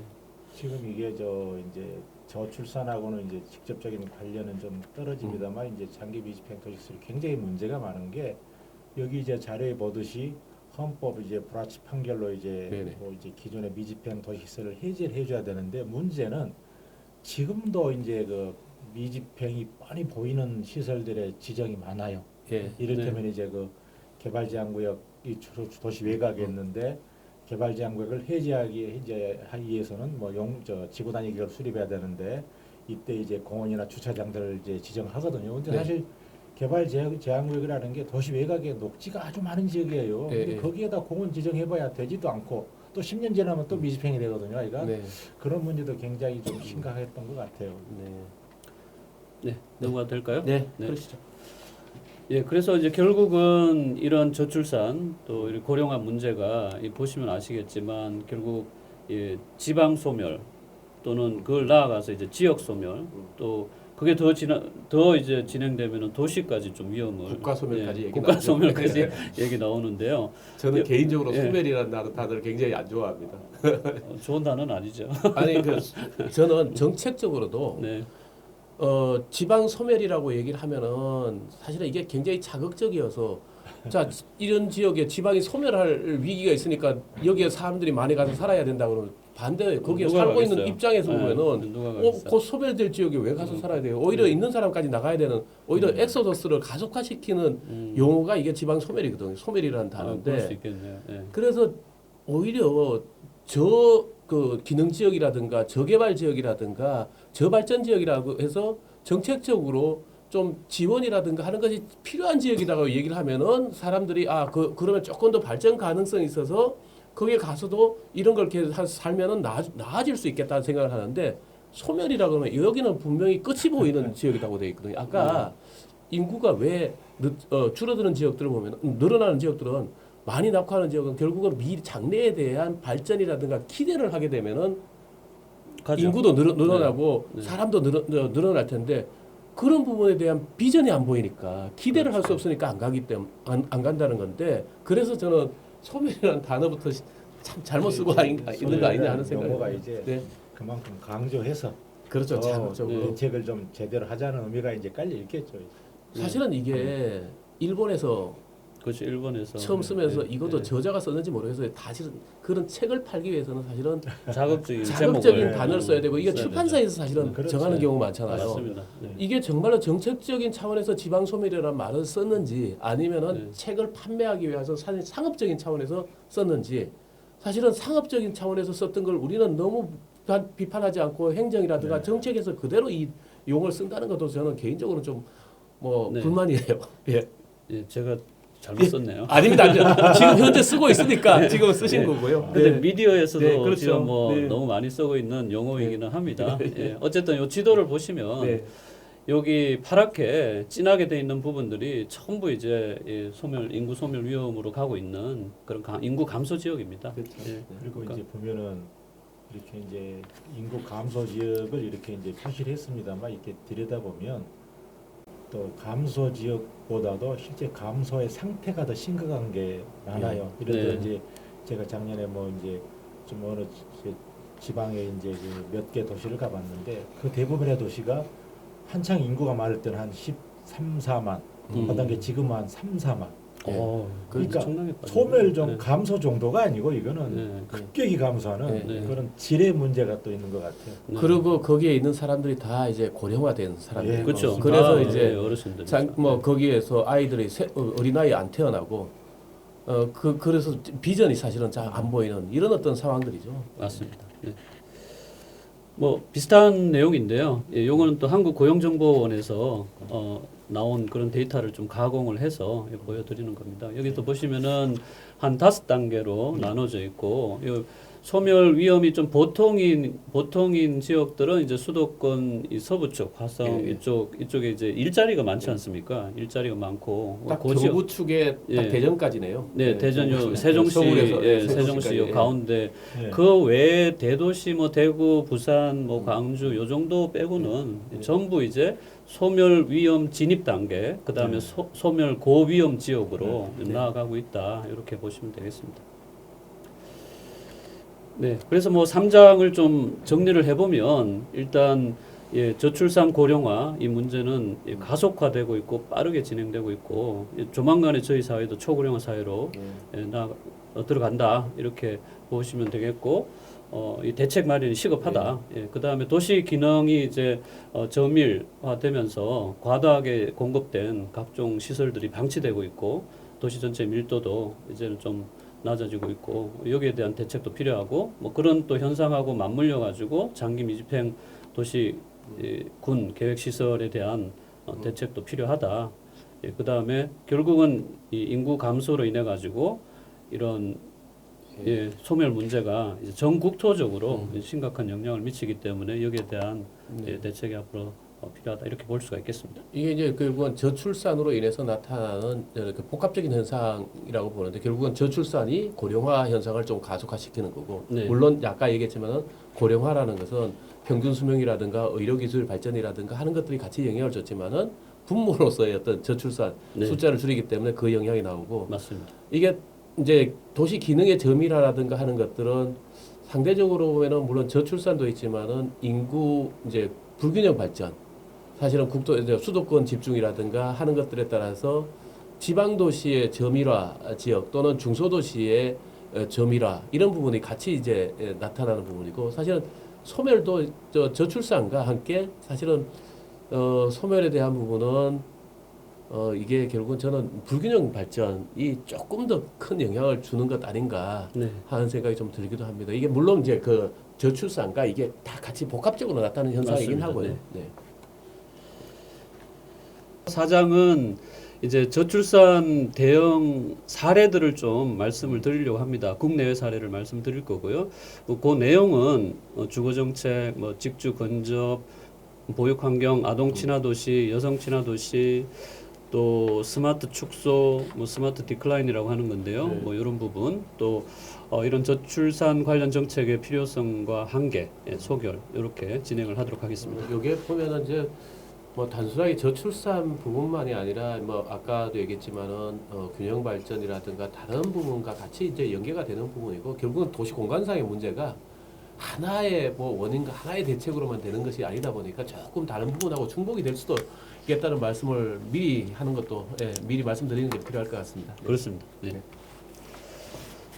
예, 아까 말씀드렸는데요. 저희가 2005년도에 저출산 고령사회 기본법을 제정을 해서 적극적으로 대응을 하고 있습니다. 예, 그래서 이 테이블 같은 경우에는 1차에서 3차 기본계획 관련해서 좀 기초적인 내용을 좀 말씀을 드린 거고요. 뭐 예. 이 기본법 자체가 너무 늦었죠. 2005년에 만들어졌는데 예, 사실 이 아까도 얘기했죠. 90년대 만들었어요. 83년에 사실은 네. 우리는 이미 2.07 이하로 떨어졌는데 20년 이상 사실은 지체한 거죠. 지체가 된 거죠. 예, 맞는 말씀입니다.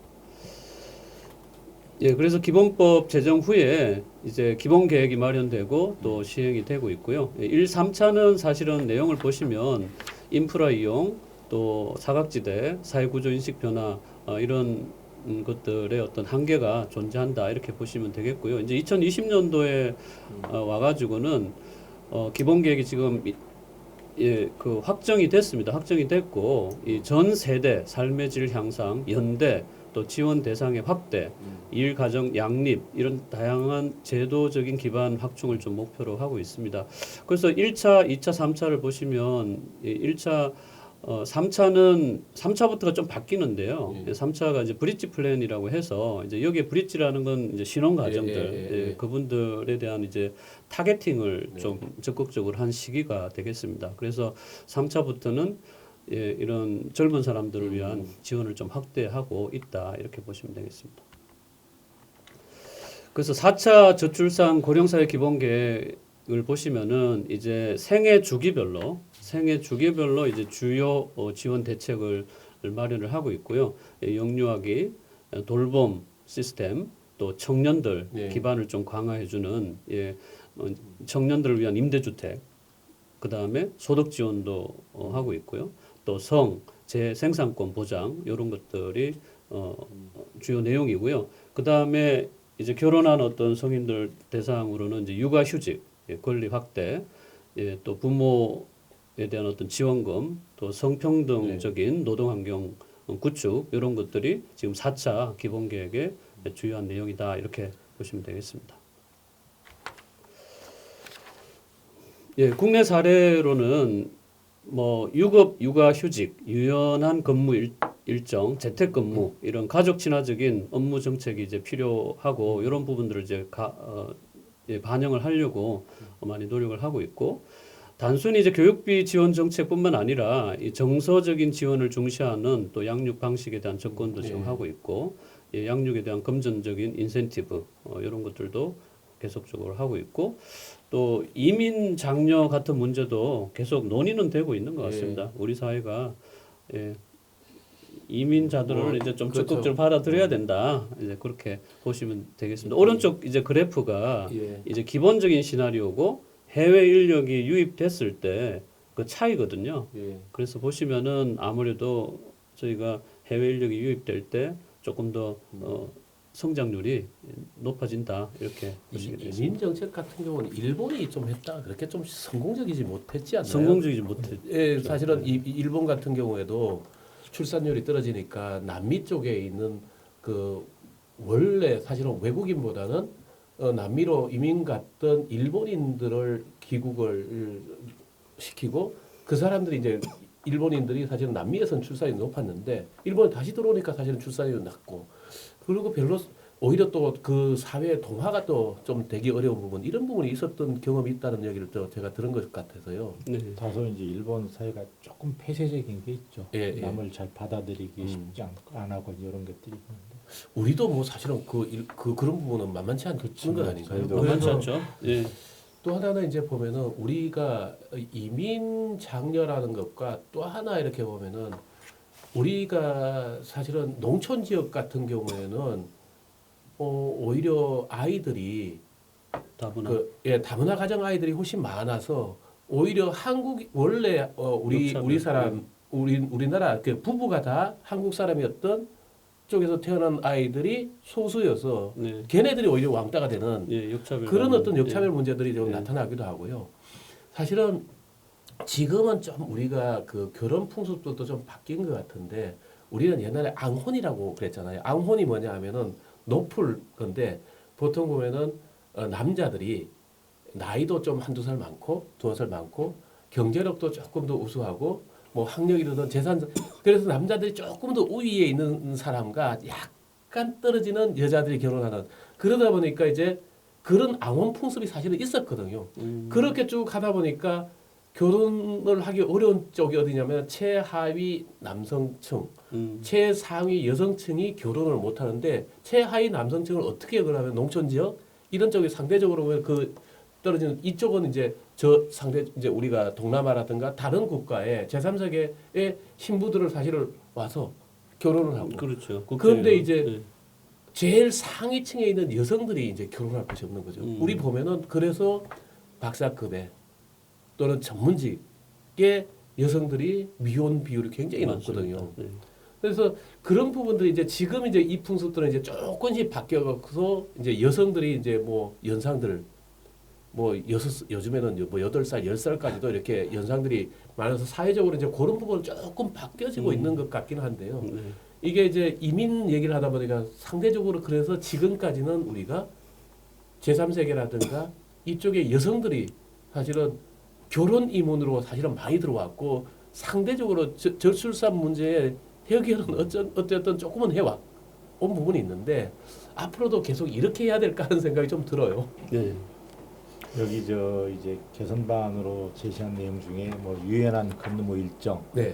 재택근무 이런 게 이제 필요하다고 그랬는데 요거는 정말로 그 코로나가 역설적으로 이런 요건이 네. 된 것 같아요 이제. 네. 많이 바뀌었죠. 재택근무라든가 하는 거는 만들었는데 코로나에서 결혼을 못 하게 됐잖아요. 사람들이 결혼을 그런가? 연기하고. 보다 근본적인 문제가 있었네. 예. 네. 네, 그 한 가지 더 말씀드리면은 왼쪽에 그래프를 보시면 네. 지금 OECD가 점선이거든요. 네. 이 경제활동 참가율이 예.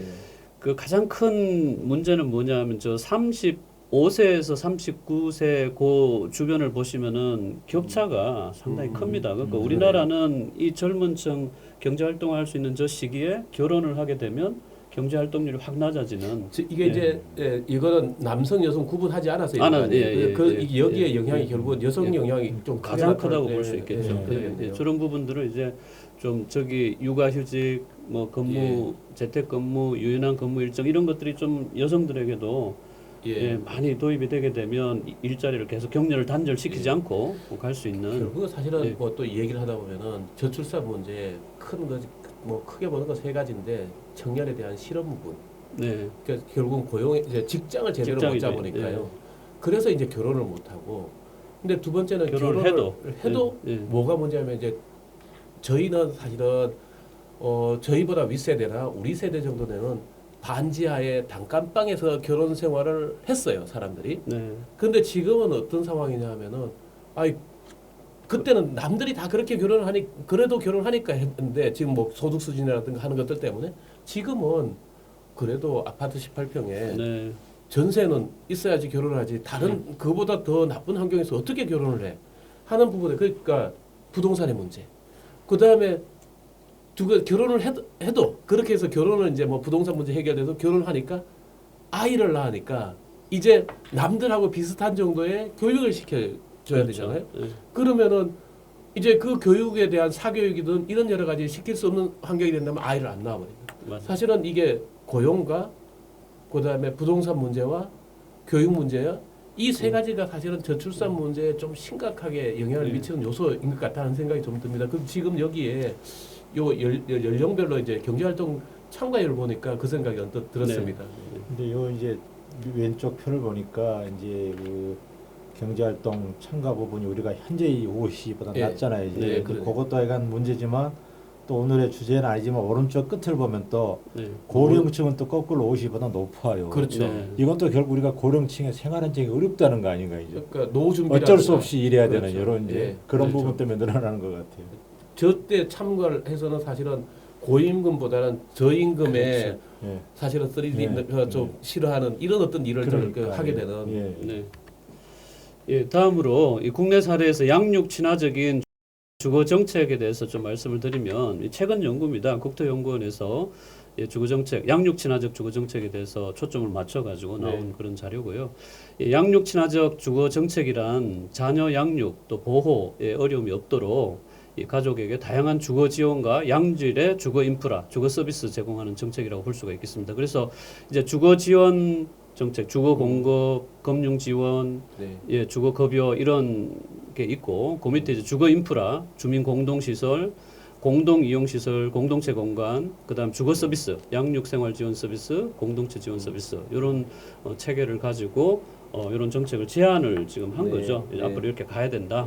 그렇게 한 거고 국내 사례를 좀 말씀을 드리면 요거는 이제 강동구입니다. 서울시 강동구의 아이맘 복합 커뮤니티 시설이고요. 이렇게 지원을 해가지고 아이들이 좀 더 좋은 환경에서 뛰놀 수 있도록 그렇게 지금 하고 있다. 이런 것들은 이제 4차 기본계획의 추진 방향하고 좀 부합하다. 또 서초구에는 키움센터, 시흥시에는 순놀이 놀이터 이런 것들이 이제 새로운 차원의 그런 놀이시설들이 들어오고 있습니다.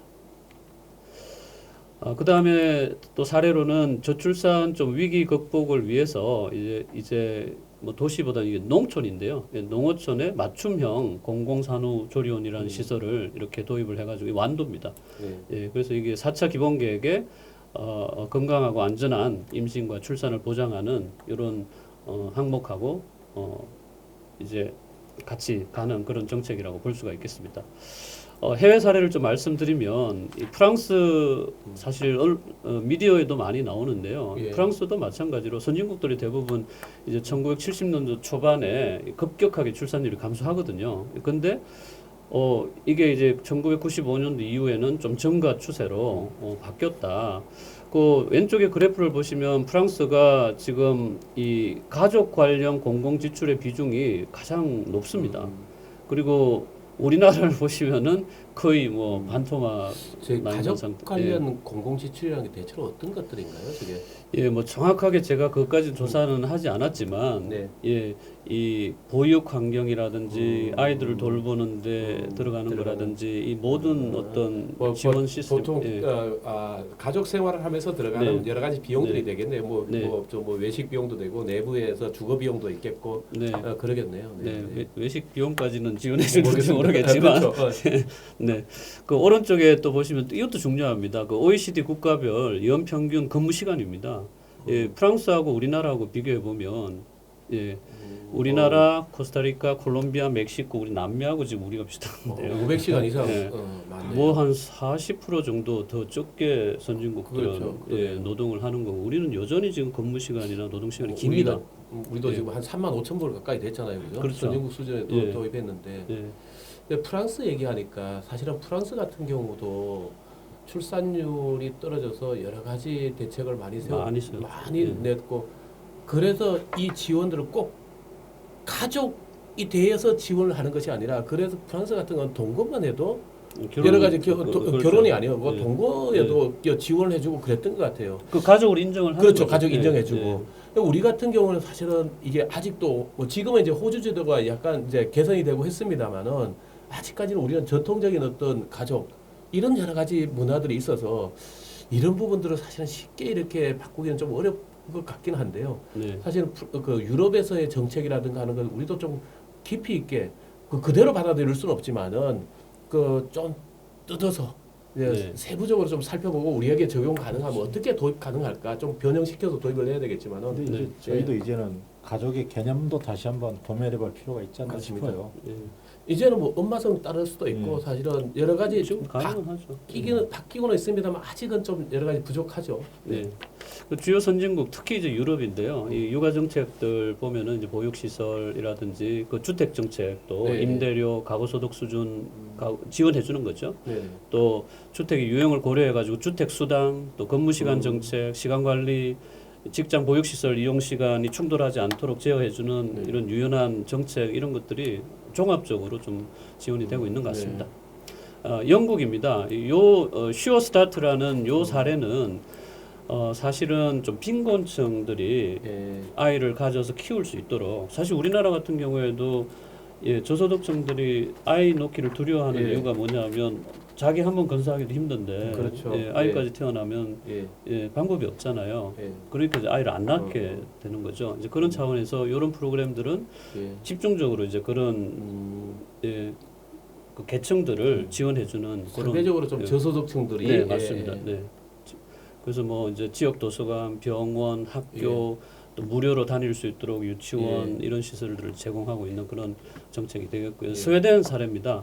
스웨덴도 미디어에 많이 소개가 되는 그런 나라고 왼쪽에 그래프를 보시면 스웨덴도 1950년대부터 쭉 떨어지고 있습니다. 예, 출산율이 떨어지는데 최근에 2020년하고 2022년을 보시면 증가로 돌아섰어요. 예, 그러네요. 예, 저게 상당히 이제 재밌는 건데요.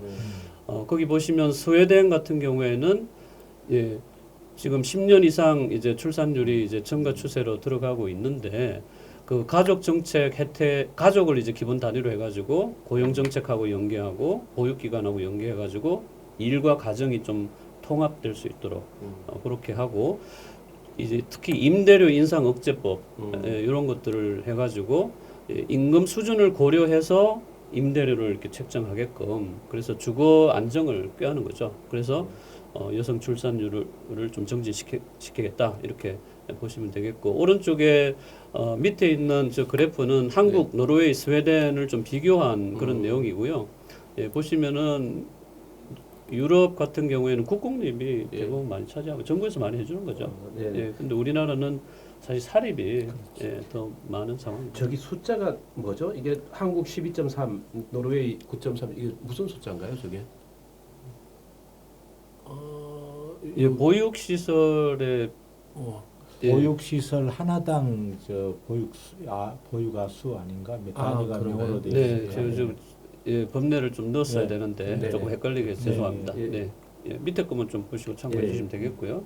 예, 독일 사례입니다. 예, 독일 사례 같은 경우에는 좀 재밌는데요. 여기는 좀 여성에 대한 지원을 굉장히 강화하는 여성 친화적인 도시 정책도 만들어 가지고 하고 있고, 요 오른쪽 그 밑에 보시면은 이 베를린 교통공사죠. 예, 같은 경우에는 그 남녀 임금 격차 비율이 있잖아요. 네. 예, 유럽도 마찬가지로 그 격차가 있는데 이제 그런 격차를 줄이기 위해서 예, 교통비를 지원해 준다든지 네. 그런 서비스 이런 것들을 통해 가지고 좀 격차를 줄여주는 정책을 좀 펴고 있다. 보니까 이제 그 임금 격차 비율만큼 지원한다는 게 재밌네요. 네. 저는 뭐 이 부분들이 뭐 조금 다른 얘기입니다만은 그 교통 범칙금도 소득 수준에 따라서 달리한다고 얘기 들었던 것 같아요. 미국도 그래서 예, 사실은 그게 네. 좀 필요한 것 같아요. 네. 사실은 뭐 연봉 뭐 한 5억 정도 받는 사람이 2만 원짜리 딱지 그 3만 딱지 그러니까 불법 그거 주정차 하잖아요. 마음대로 예. 하시잖아요. 예. 근데 뭐 연봉 한 2, 3천만 원 되는 사람은 그거 굉장히 크게 그렇죠. 받잖아요. 그러니까 좀 그런 여러 가지 필요한 것 같아요, 우리도. 예. 네. 예, 다음 사례는 오스트리아의 비엔나입니다. 비엔나 같은 경우에는 WWC라는 프로그램인데요. 여성, 일, 도시 이 프로젝트를 통해 가지고 데이터를 빅데이터를 수집해 가지고 이 데이터를 통해 가지고 데이터 기반으로 해서 어떻게 하면 여성들 위해서 예. 예, 좀 좋은 환경을 제공해 줄 수 있을까 고민하는 걸 볼 수가 있고요. 또 그 밑에 왼쪽에 있는 그림은 유모차 이동을 고려한 그런 어떤 보행로라든지 포장도로, 또 오른쪽 같은 경우에는 이제 10대 소녀들, 예, 소녀들이 좀 안전하고 예, 편리하게 이렇게 놀 수 있도록 그런 공간을 만들어 가지고 좀 소녀 무대 이런 걸 뭐 배치해서 이렇게 제공하고 있는 그런 사례가 되겠습니다. 뭐 이런 이런 사례들이 이제 우리도 뭐 여성 친화적인 도시를 많이 이제 강조하고 추진하고 있잖아요, 이제. 네. 그런데 많이 아주 활용될 수 있는 내용들인 것 같네요. 뭐 WWC가 우리말로 하면은 그냥 여성들의 일가정 양립이네요. 그렇죠. 예, 예. 일가정 양립할 수 있는 도시 만들자. 예, 그 도시 만들자. 예, 여성 예. 친화적인 도시 예, 만들자. 그렇죠. 뭐 이런 예, 내용이라고 볼 여성들이. 수가 있겠습니다. 네.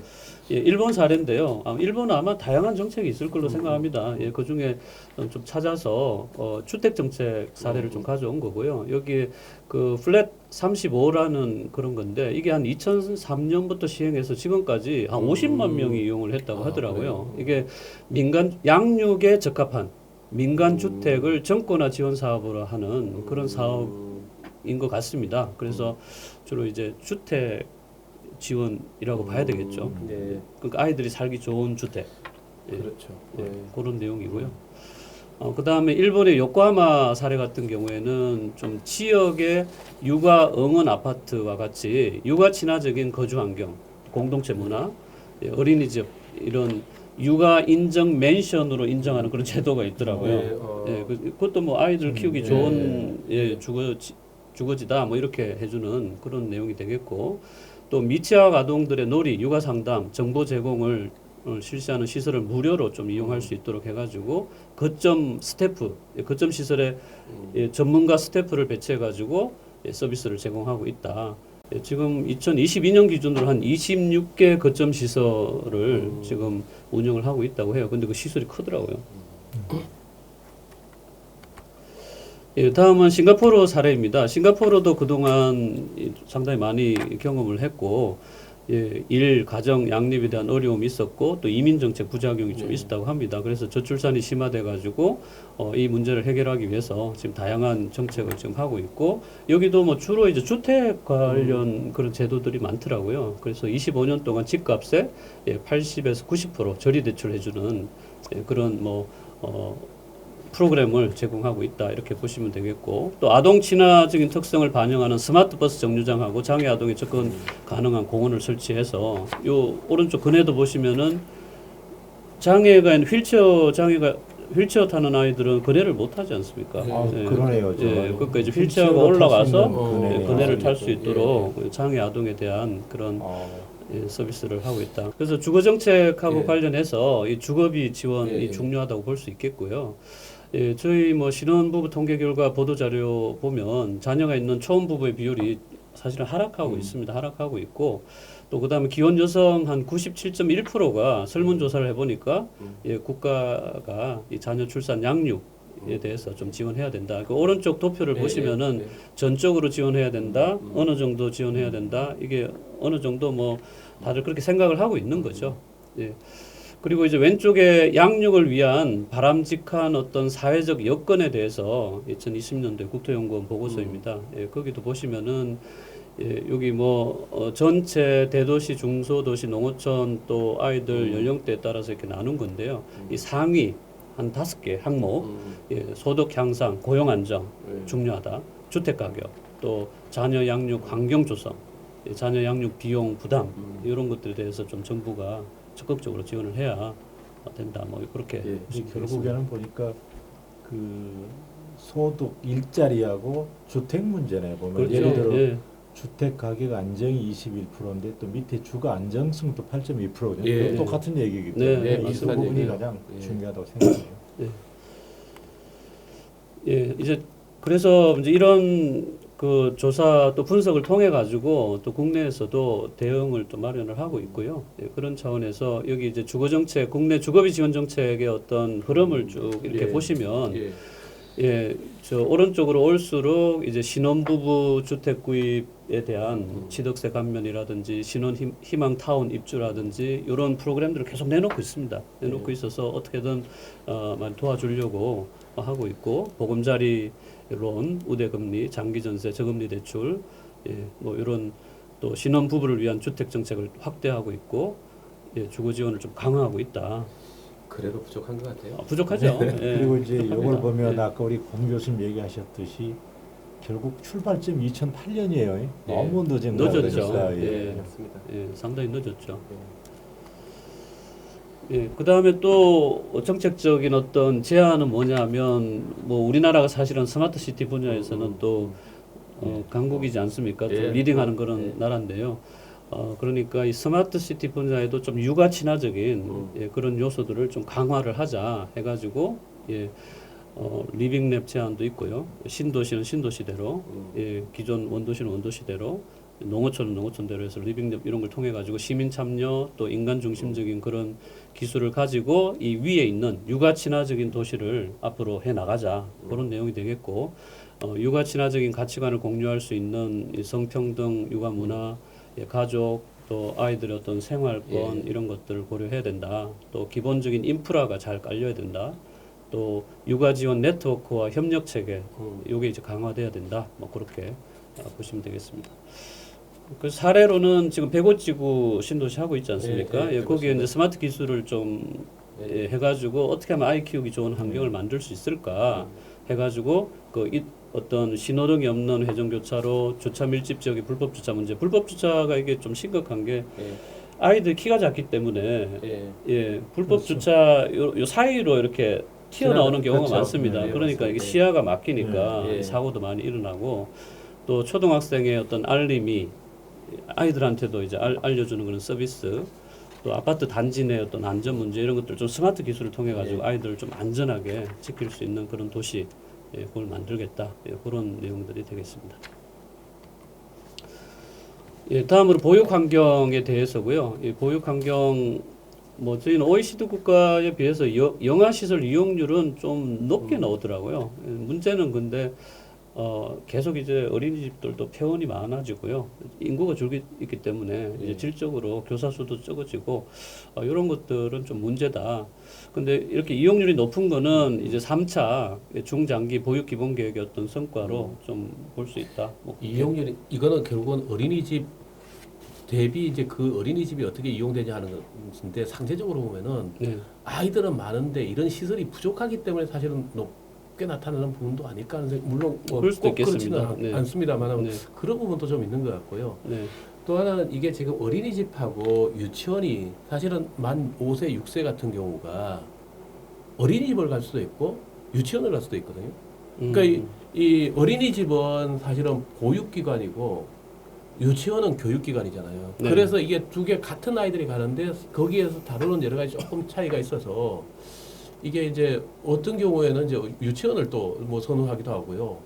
뭐 어린이집을 할 수도 있고 그리고 이제 다만 이런 어린이집들이 상대적으로 보면 또 이렇게 국공립이 네. 부족한 이런 부분이 이제 여러 가지 문제들이 같이 좀 있는 것 같다는 생각이 듭니다. 맞습니다. 네.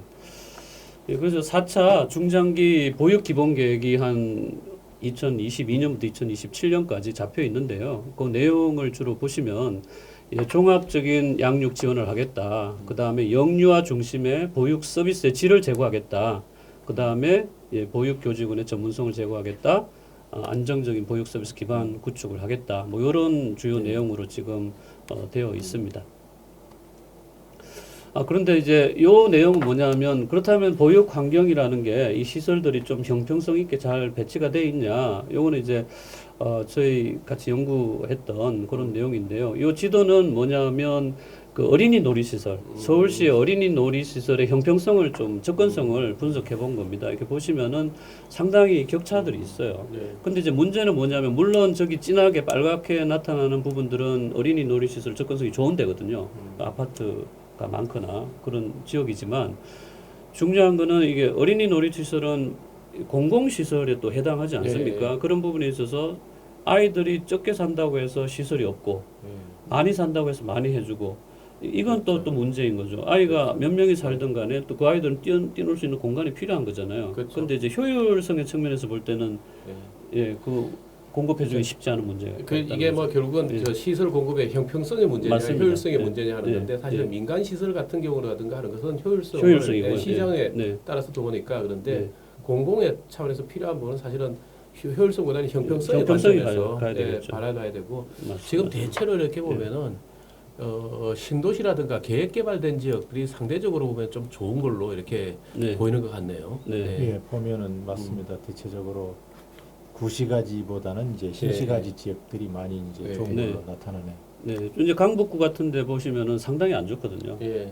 근데 강북구가? 노원구라든가 뭐 예. 저쪽 지역은 또 뭐 괜찮은 상계동 것 이런 같고요. 데는 예. 또 신도시 예, 지역들이니까 그렇죠. 신개발 예. 계획개발 지역. 예, 종로라든지. 예. 근데 물론 이제 저기에 아이들이 뭐 많이 없죠. 많이 없을 수는 있지만 없다고 해서 이제 안 해주면 형평성에도 그렇죠. 어긋나는 그렇죠. 문제가 예, 있는 예. 거죠. 예, 민간하고는 또 다르니까. 예, 그 다음에 이제 그래서 뭐 아동 친화 도시에 대한 얘기, 또 여성 친화 도시에 대한 얘기 계속 나오고 있고요. 뭐 저희도 이 아동 친화 도시 어떤 세계적인 그런 예, 예. 운동이거든요. 예, 거기에 가입을 해서 관심을 가지고 지금 지자체별로 하고 있습니다. 그래서 아동 친화 도시 조성 전략 수립도 하고 있고 그렇습니다. 요거는 이제 사례인데요. 이 독일 사례 같은 거 이렇게 보시면은 이 어린이들 안전을 위해서 이 도시 설계를 네. 저런 식으로 해가지고 상당히 많이 신경을 쓰고 있다 이렇게 보시면 되겠습니다. 또 하나 보니까 아이들의 경우에 부모들이 애들이 밖에 나가서 노는 걸 볼 수 있게끔 그러니까 이제 예. 공동주택이어도 애들 자기 집에서 뭐 모래라든가 이런 것들을 해가지고 놀 수 있는 걸 직접 이렇게 내다볼 수 있게끔 이렇게 설계를 좀 많이 했더라고요. 유럽 네. 도시들이. 네. 뭐 우리도 사실 이제 저런 식으로 그렇죠. 많이 하고는 있지만 예. 이제 앞으로 더 좀 예. 강화를 해야 되겠죠. 네. 거기 이제 저희도 예. 요즘 그래서 셉테드라고 해서 이제 많이 활용이 되고 예, 있습니다. 예. 네, 셉테드도 하고 있고요. 예, 이제 국내 아동 친화 도시 조성 사례입니다. 요 그 CFC 인정을 받은 데고 저기 오른쪽에 오렌지는 그다음 이제 CFC 추진 CFC는 이제 유니세프 예. 아동 뭐 그 친화 도시입니다. 예, 그래서 추진하고 있습니다. 하고 있고 지자체들은 아무래도 뭐 또 관심이 뭐 많이 CF는 있겠죠. 칠드런 프렌들리 시티 네, 뭐 이렇게 네. 되겠네요. 네, 맞습니다. 네. 그다음에 요건 우리나라 사례입니다. 예, 순천시 기적의 놀이터. 예. 예, 이 놀이터 보시면은 우리가 생각하는 아파트의 놀이터하고는 차원이 다르지 않습니까? 네. 예, 자연 친화적이고 상당히 이렇게 오픈 스페이스도 많고 요런 어린이 놀이 시설들을 해서 아이들이 좀 마음껏 뛰어놀 수 있도록 조성을 지금 하고 있고 이게 서울시에서도 이제 어린이 공원이라고 해가지고 네. 저희 성동구에도 있습니다 여러 개. 네. 그 짜투리 땅이나 이런 것들을 해가지고 기존에 뭐 미끄럼틀 있고 거내 있고 그게 아니고요. 네. 예, 상당히 좀 큰 면적을 가지고 굉장히 정형적인 게 아니라 예, 좀그 예, 수요에 맞춰서 자연 친화적인 네. 그런 조성을 하고 있고 제가 가봤는데요 여름에 굉장히 많이 이용하더라고요. 예. 예, 물도 있고 분수도 예. 있고 수영장도 또 만들어 놓은 데도 있어요. 너무 조그마한. 프로토타입으로 똑같은 시설들만 있는 것보다는 네. 그 다음은 이제 여성 친화 도시입니다. 예, 여성들이 좀 활동하기 좋고 살기 좋은 그런 도시에 대한 뭐 이거는 사실 오래 전부터 나왔던 그런 내용입니다. 예, 여성 친화 도시는 이렇게 안전이 또 굉장히 중요한 이슈가 그렇죠. 되겠습니다. 예, 밤길 기가 예, 이런 부분들. 그다음에 주민 공동체 중심의 주거환경 개선 사업 부산시에서도 많이 하고 있고, 예, 안산, 뭐 창원시 이런 사례들 좀 소개해드리고 또 이 외에도 많이 지자체에서 하고 있습니다.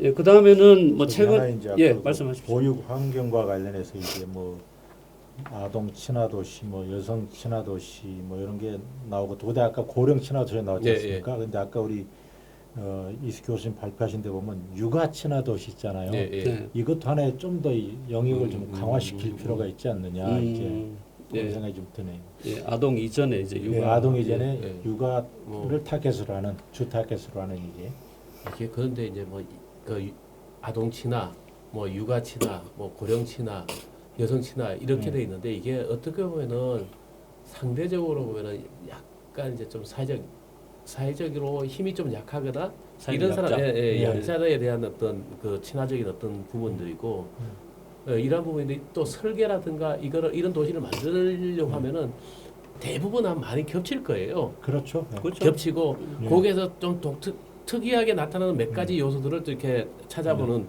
사실 그런 스터디도 굉장히 좀 필요하다는 생각이 좀 거기에 들어요. 분리할 수는 없지만 예, 예, 그래도 그렇죠. 이제 좀 주 타겟으로 할 예. 수는 있으니까 사실은 예. 뭐 아동 친화 도시도 돼야 되고 여성 그렇죠. 친화 도시도 돼야 되고 그게 제일 바랍니다. 고령 친화 도시도 다 예, 돼야 예. 되거든요. 다 돼야 네, 되죠. 예, 예, 예.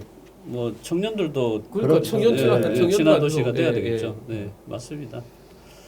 이제 그렇게 하다 보면 이제 어떤 타겟이 안 정해지니까 예. 좀 한쪽으로 좀 예. 뭐 그런 부분도 좀 필요하다는 예. 생각이 좀 들긴 하고요. 네. 네, 네. 요거는 이제 한국지방행정연구원에서 이런 저출산 문제를 좀 어떻게 맞춤형으로 해결할 수 있을까? 네. 그래서 지역을 한번 구분을 해본 겁니다. 뭐 서울시하고 예. 또 지방하고 또 다르지 않습니까? 예, 예. 이제 그런 차원에서 이제 X축은 한계 출산율이고 이 Y축은 합계 출산율 변화율입니다. 예, 예. 그래서 여기 보시면 사사분면에 사사분면이 문제인데요. 이 합계 출산율도 적고 낮고 예. 예. 여기 보시면은 아까 제가 말씀드린 그 사사분면 예, 사유형을 보시면은 예, 초저출산 지역입니다. 예, 초저출산 지역인데 잘 보시면은 서울시 수도권도 그러네요. 상당히 들어가면서 서울 예. 쪽에 예. 특히 강남이라든가 이런 예. 지역들이 많이 포함되네요. 그 아예 안 넣는 거예요. 네. 예. 그리고 사실은 지금 저 출산율이 서울이 제일 낮잖아요. 올 제일 낮습니다. 예, 2022년에 거의 0.6인가 네. 정도밖에 안 된 네. 것 같은데요. 네. 그러니까 3유형 초저출산 진입 우려 지역하고 네. 4유형하고 하면은 예, 대도시도 예, 거의 뭐 다 포함하고 있는 그런 예. 상황이 되겠습니다. 그리고 네. 그러면 이제 우리가 통상적으로 생각하는 경부 측의 반대축이 이렇게 좀 내려오네요. 그러네요. 예, 예, 예. 약간 왼쪽으로 이렇게. 예. 예. 근데 이제 오른쪽에는 저쪽 충청 예, 지역이잖아요. 지금 보니까 예. 저 경북의 북부 지역 네. 안동이라든가 네, 네, 뭐 문경 네. 이쪽 네. 지역들은 상대적으로 화역해 나오고 네. 일령도 나오고 예. 근데 이게 근데 뭐 이거는 사실 유형을 어떻게 나누냐에 따라서 또 그렇죠. 좀 달라지는 예, 부분이 예. 있기 때문에 예. 그리고 저기는 워낙에 지금 또 사람 저 이미 고령화되어 있는 지역이고 그래서 그렇죠. 참, 예. 예, 그 다음은 요 이제 시립대 김철우 교수님 연구 학술대에 나왔던 논문인데 재미있어서 좀 가져왔습니다. 여기는 이제 지표는 청년 여성의 비율, 기혼 여성의 비율, 출산 여성의 비율, 다자녀 출산 여성의 비율 이런 지표를 가지고 또 한번 유형화를 해본 그런 내용이 되겠고요. 그걸로 이제 2000년하고 한 2020년 한 20년간의 변화를 보시면은 예, 유형 여기 보시면은 이제 많이 바뀌는 거죠. 이제 유형 4가 오렌지고 유형 5가 더 진한 예, 갈색인데요. 예, 상당히 많이 지금 유형이 바뀌고 있다. 지난 20년간. 그리고 파란색 같은 경우 유형 2거든요. 그 다음에 서울시 같은 유형 1 뭐 이런데 상당히 우리나라 사회가 빠르게 이 유형들이 변화하고 있다. 그렇게 보시면 예. 되겠고. 예. 그 다음에 이제 여기 전국적으로 출산 연령이 이제 높아지고 또 서울시 경우에는 유형 1의 비중이 대다수로 나타나고 있고 또 청년 여성의 출산율이 급격하게 낮아지고 있다. 이렇게 보시면 되겠습니다. 그 다음 내용은 조금 큰 얘기인데요. 이런 이제 저출산 문제, 예, 이런 문제를 대응하기 위해서 국토공간 정책에 있어서 좀 사례를 말씀드리고 있는데 이 내용은 또 그동안 학교에서도 많이 저희가 네. 얘기했던 네, 내용입니다. 그 일본의 컴팩트 네트워크 시티에 관한 거고 요거는 이제 주요 교통 결절점을 중심으로 모아주는 거죠. 예. 모아주고 그 정리를 좀 해주는 정돈해주고 정비해주는 그런 전략이라고 볼 수 있겠고 뭐 저희도 앞으로는 좀 이런 정비를 도시만 정비할 게 예, 아니라 예. 시군 지역도 이제 정비를 좀 해야 되는 그런 이게 있다고 봅니다. 컴팩트한 네트워크를 두 가지 관점으로 볼 수 있을 것 같아요. 이제 농촌 지역이라든가 그런 지역들은 입지 적정화라든가 하는 걸 통해서 이제 작은 시설이나마 거기에 이제 뭐 저밀도라도 이렇게 좀 모으는 것이 하나가 있고 이제 국토 차원에서 컴팩트한 네트워크라 그러면은 사실은 광역 교통망이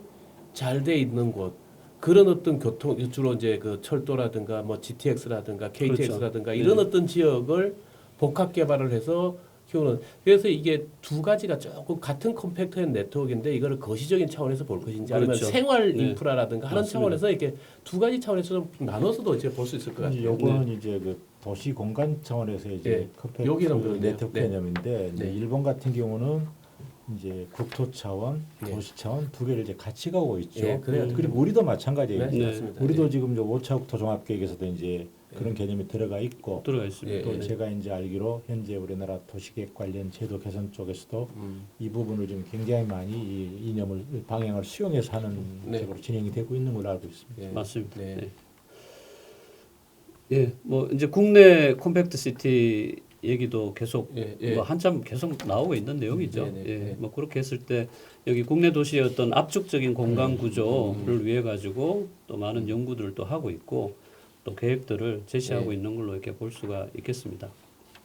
저는 이제 우리가 좀 그동안에 그 도시 재생 사업을 상당히 좀 열심히 했는데 저는 조금 이제 아쉬운 게 그 부분이에요. 이제 예를 들어 무슨 얘기냐면 뭐 일본 같은 경우도 이제 도시 재생 사업을 뭐 우리처럼 열심히 하고 있는데 거기는 이제 도시 재생 사업을 하기 전에 쉽게 말하면 이제 그 살려 나갈 지역과 좀 그렇지 않을 지역을 구분하는 거 그게 이제 네. 뭐 일본의 입지 적정화 계획이라는 개념으로 사는데 그걸 한 다음에 이제 재생이 들어가는데 우리는 그런 거 없이 이제 전 국토를 대상으로 재생을 하다 보니까 예, 전국에 모든 네. 지역을 다 살리려고 하는 조금 그렇죠. 다소 좀 그런 예. 무리한 전략이 아니었나 좀 생각이 들더라고요. 그렇죠. 수요 여부와 네. 이런 여러 가지에 대한 예. 그 고민 없이 예.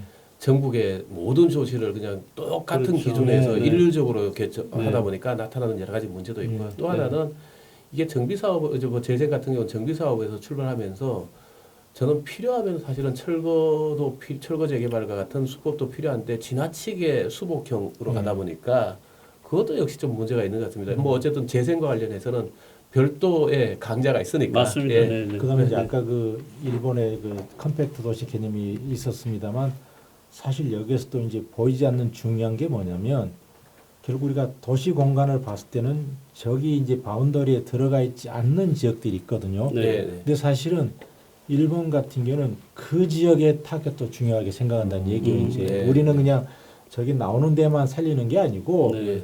저기에서 빠져나간 지역들이 이제 각종 다양한 지원을 해서 유도를 한다거나 네. 또는 뭐 네트워크 시켜준다든가 그렇죠. 이런 게 같이 가야 성공을 한다 해서 이제 저런 그림만 보는 것과 함께 보지 말고 좀 뒤에 숨겨져 있는 그런 히스토리를 보는 것도 중요한 게 아닌가 좀 생각이 듭니다. 네. 네. 그 압축도 컴팩트 시티가 중요한 이유는 어떻게 보면 복합 토지용을 해가지고 네. 직장하고 네. 주거, 직주의 건접을 통해서 사실은 좀 가족끼리 보낼 수 있는 시간도 뭐 늘려주고 이동 거리와 예. 이동 시간을 줄여주고. 네. 그러면 이제 직장 일을 하면서도 급하면은 또 아이를 네. 잠깐 보러 갈 수도 있는 거고 이제 이제 그런 부분이 방금 필요한 저 것 같습니다. 교수님 말씀하셨듯이 이제 결국 그러한 개념이 굉장히 중요한데 또 그게 이제 코로나 때문에 더더욱 필요성이 강조된 거예요. 이제. 맞습니다. 네. 코로나 이후로 네. 이제 사람들이 먼 거리 이동보다는 예. 비교적 근거리에서 모든 것을 해결하는 네. 이런 공간 개념이 이제 필요하다는 생각이 들죠. 이제.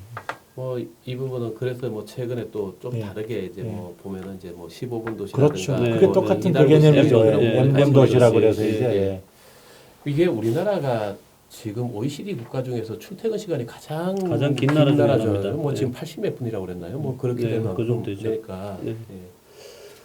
예, 그 다음에 이 축소도시 이론 이렇게 보시면은 뭐 어려운 거는 아니고요. 예, 뭐 오른쪽 그림 이렇게 보시면 처음에 한 인구 10만, 예, 그 다음에 도시가 이제 확장되면서 한 30만까지 이렇게 커진 거죠. 예, 커졌는데 다시 인구가 감소해가지고 10만이 되면 예, 건물도 인프라도 많이 남아돌고 건물도 남아돌고 그러지 않습니까? 이제 그런 부분에서 이제 마지막 단계에서는 외부에 있는 예, 건물들은 자연으로 돌리고 네. 예, 내부에 이제 다시 좀 컴팩하게 하는 그런 개념이거든요. 그러니까 제가 이제 오하이오에 좀 오래 살았었어요. 예, 거기 클리블랜드에 있었는데 그게 벌써 2005년입니다. 2005년도 그 1990년대 후반부터 그 오하이오 같은 경우에는 예, 옛날에 클리블랜드가 인구가 90만이었습니다. 1930년대. 예.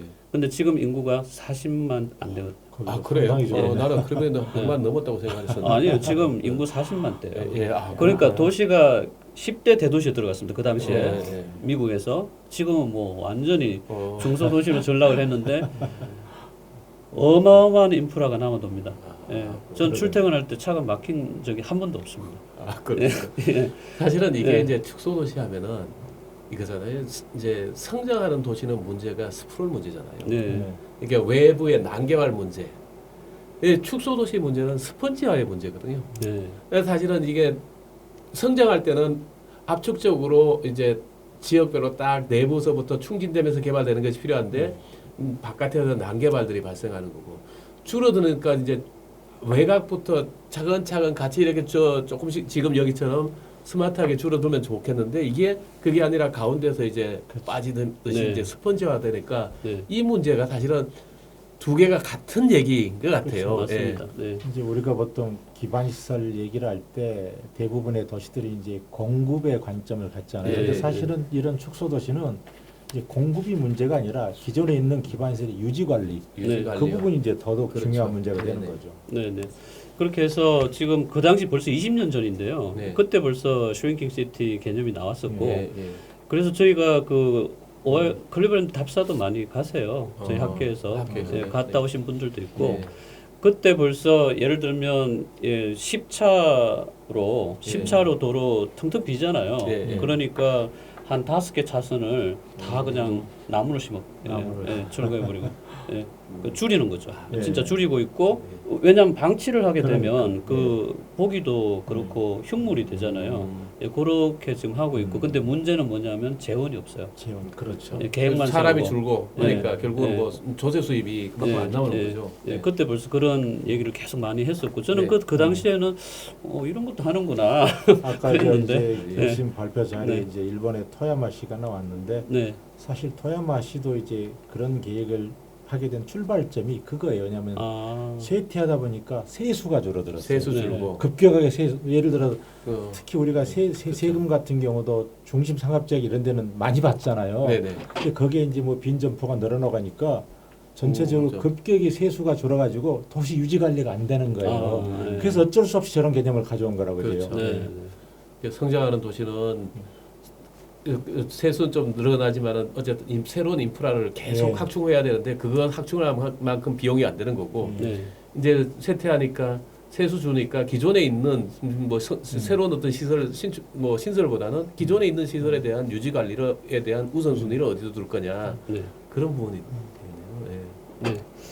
넘어갈까요? 예. 다음으로 이제 저출산 관련 정책의 필요성입니다. 여기 한국지방행정연구원에서 나온 자료인데요. 이렇게 보시면은 그 아래 박스에 보시면은 뭐 일자리, 결혼, 학력 이것도 중요하지만 오른쪽에 있는 주택 문제, 예, 보육 환경의 문제, 예, 그다음 노동 환경, 양육 친화적인 노동 환경의 문제 이런 것들이 이 출산 결정에 영향을 미치는 중요한 요소이기 때문에 예. 특히 이제 저희 분야에서는 예, 주택, 보육 환경 그다음에 노동 환경, 이런 일자리 환경 이런 것들이 굉장히 중요하다 이렇게 보시면 되겠습니다. 예, 그래서 이제 정책의 한계 관련 정책하고 좀 한계점 개선 방안을 조금 정리해 본 그런 내용이 되겠고요.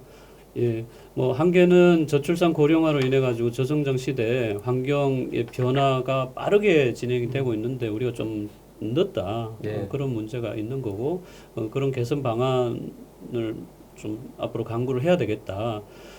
예, 그다음에 예, 제도, 비용, 지원 위주의 출산 양육 정책도 한계가 있는 거거든요. 그렇죠. 예, 물론 이제 복지라든지 이런 분야에서는 저런 쪽으로 이제 가야 되겠지만 또 저희는 국토도시공간 분야에서는 또 저희가 할 일들이 있지 않습니까? 네. 예, 그런 그 개선 방안을 좀 많이 내야 되겠다. 또 주거 정책, 주거비 지원, 교육비 지원 이런 정책들도 중요하고 또 개선 방안은 농어촌 맞춤형의 어떤 공부 아까 사례로 보여줬던 뭐 그런 출산 친화적인 환경을 조성한다든지 인프라를 좀 제공한다든지 예, 양육 친화적인 주거 정책을 편다든지 아까 그 육아 친화적인 스마트 시티 예, 그런 것들도 앞으로는 중요한 그런 정책적인 개선 방향이라고 보여집니다. 저는 여기 뭐 지원, 환경 뭐 이런 부분도 좋지만 사실은 시기, 타이밍이 참 중요한 타이밍, 거예요. 예. 가끔 보면 제가 예. 우리 속담에도 뭐 호미로 막을 걸 가래로 못 그렇죠. 막는다 하는데 예. 초기 대응을 하면 조금 더 이렇게 적은 비용과 적은 노력으로도 해결할 수 있는 것들이 이제 이게 시간이 지나면서 그걸 대책을 뭐 대책 자체를 이렇게 아예 그 막을 수 없는 이런 여러 가지가 네. 이렇게 그런 양상으로 이게 발전되는 경우가 많은데 네. 타이밍도 굉장히 중요하다는 생각 좀 많이 했습니다. 예, 특히 아까 인구 정책 같은 그렇죠. 경우에는 진짜 뭐 타이밍이 시기를 많이 예, 했죠. 좀 늦었죠. 예, 소결입니다. 네. 예, 좀 정리를 해보면 예, 국내외 저출산 대응 정책 노력들 국내 사례도 이렇게 봤는데요. 예, 좀 중요한 거는 결국 출산 의지를 좀 높여서 출산 육아에 대한 의사를 또 제고하고 예, 그렇게 하려면은 좀 저출산 요인을 저희가 분석을 해가지고 정확한 좀 처방이 있어야 되겠다. 뭐 그렇게 보실 수가 있겠고요. 그 다음에 가족 육아 중심의 정책들이 시행이 되었는데 예, 자금 지원, 시설 지원, 인프라 지원 좀 다양한 형태로 나타나고 있기는 합니다. 좀 강화를 더 해야 될 것 같고.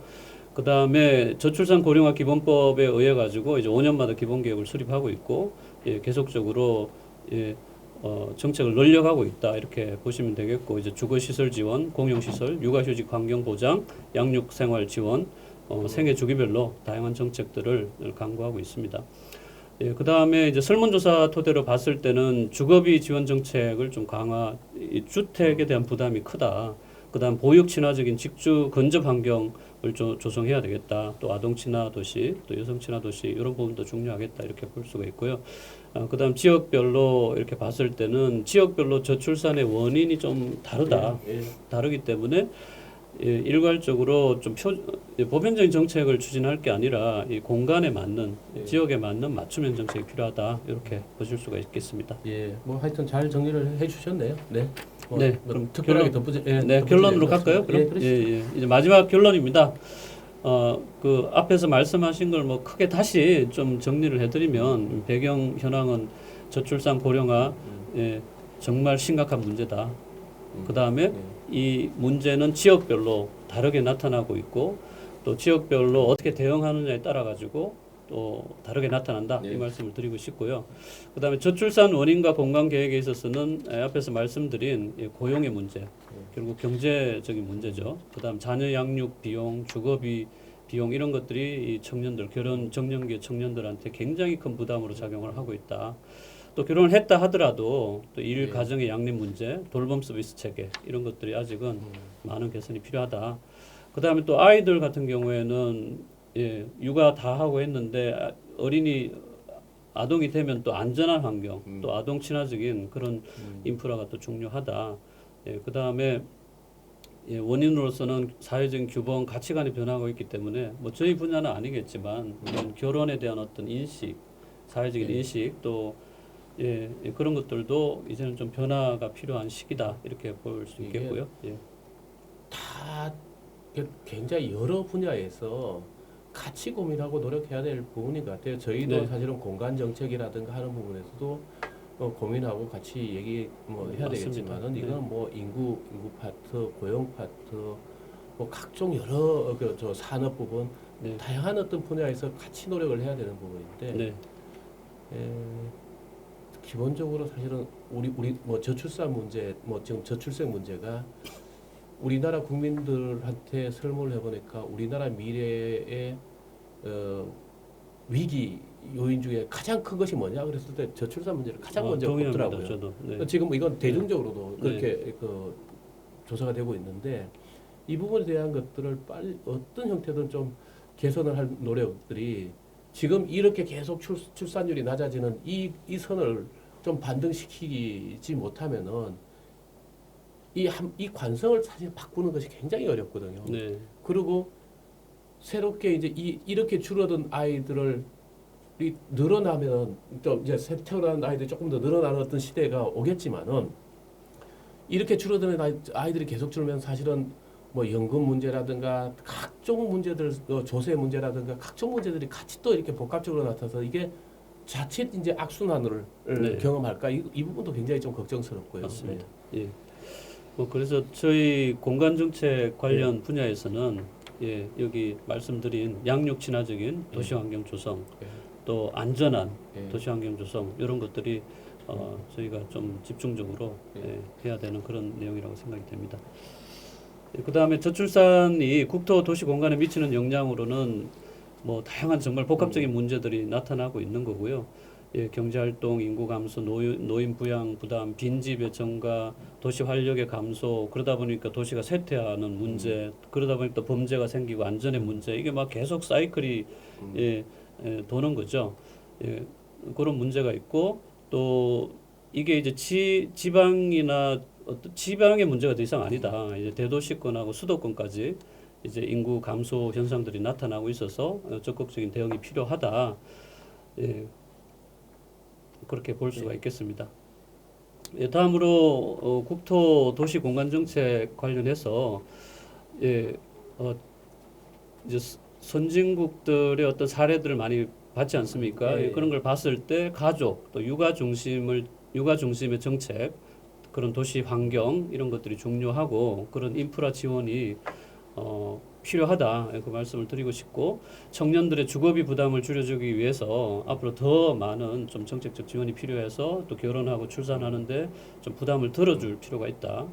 예, 그 말씀을 드리고 싶고 그 다음에는 이제 육아 친화적인 또 스마트 시티 이런 기술들도 적극적으로 활용을 해가지고 예, 육아 친화적인 그런 도시 조성도 중요할 것 같고 또 농어촌은 농어촌대로 예, 지원 그게 맞는 예, 그런 지원이 필요할 것 같고요.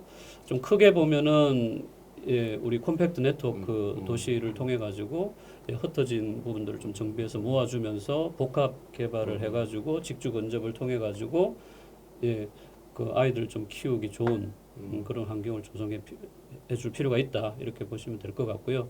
예, 마지막으로 이제 지역별로도 다 그 저출산의 원인이 다르기 때문에 예, 그 원인을 규명해서 맞춤형 정책으로 갈 필요가 있다. 예, 그렇게 정리를 해보았습니다. 뭐 이상입니다. 네. 지금까지 어쨌든 1, 2, 3, 4장에서 얘기했던 것을 이제 이제 마무리 정리를 좀 네. 해주셨는데 혹시 우리 문 교수님 뭐 추가적으로 좀 하실 말씀 있으신가요?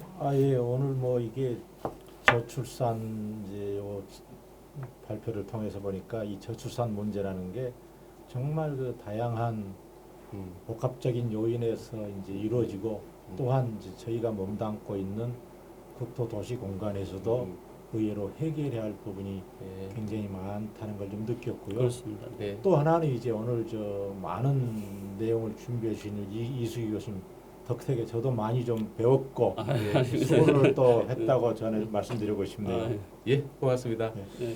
예, 오늘 우리 한양대학교 이수기 교수님을 모시고 저출산 대응 국토도시 공간에 대한 계획 방향에 대한 말씀을 들었는데요. 오늘 우리나라 저출산 현황이라든가 배경 그리고 이 저출산에 대한 원인이 어디에 있는지 이 원인과 공간계획과의 관계 그리고 이런 저출산 문제가 우리의 국토도시 공간에 어떤 영향을 줄까 그리고 이제 마지막으로 여기에 대해서 우리가 계획이라든가 정책적인 차원에서 어떻게 우리가 대응해야 될까 하는 것까지 이렇게 잘 들었습니다. 그것도 적절하게 우리 문 교수님께서 중간중간 다양한 시각을 또 얘기를 해주신 것 같습니다.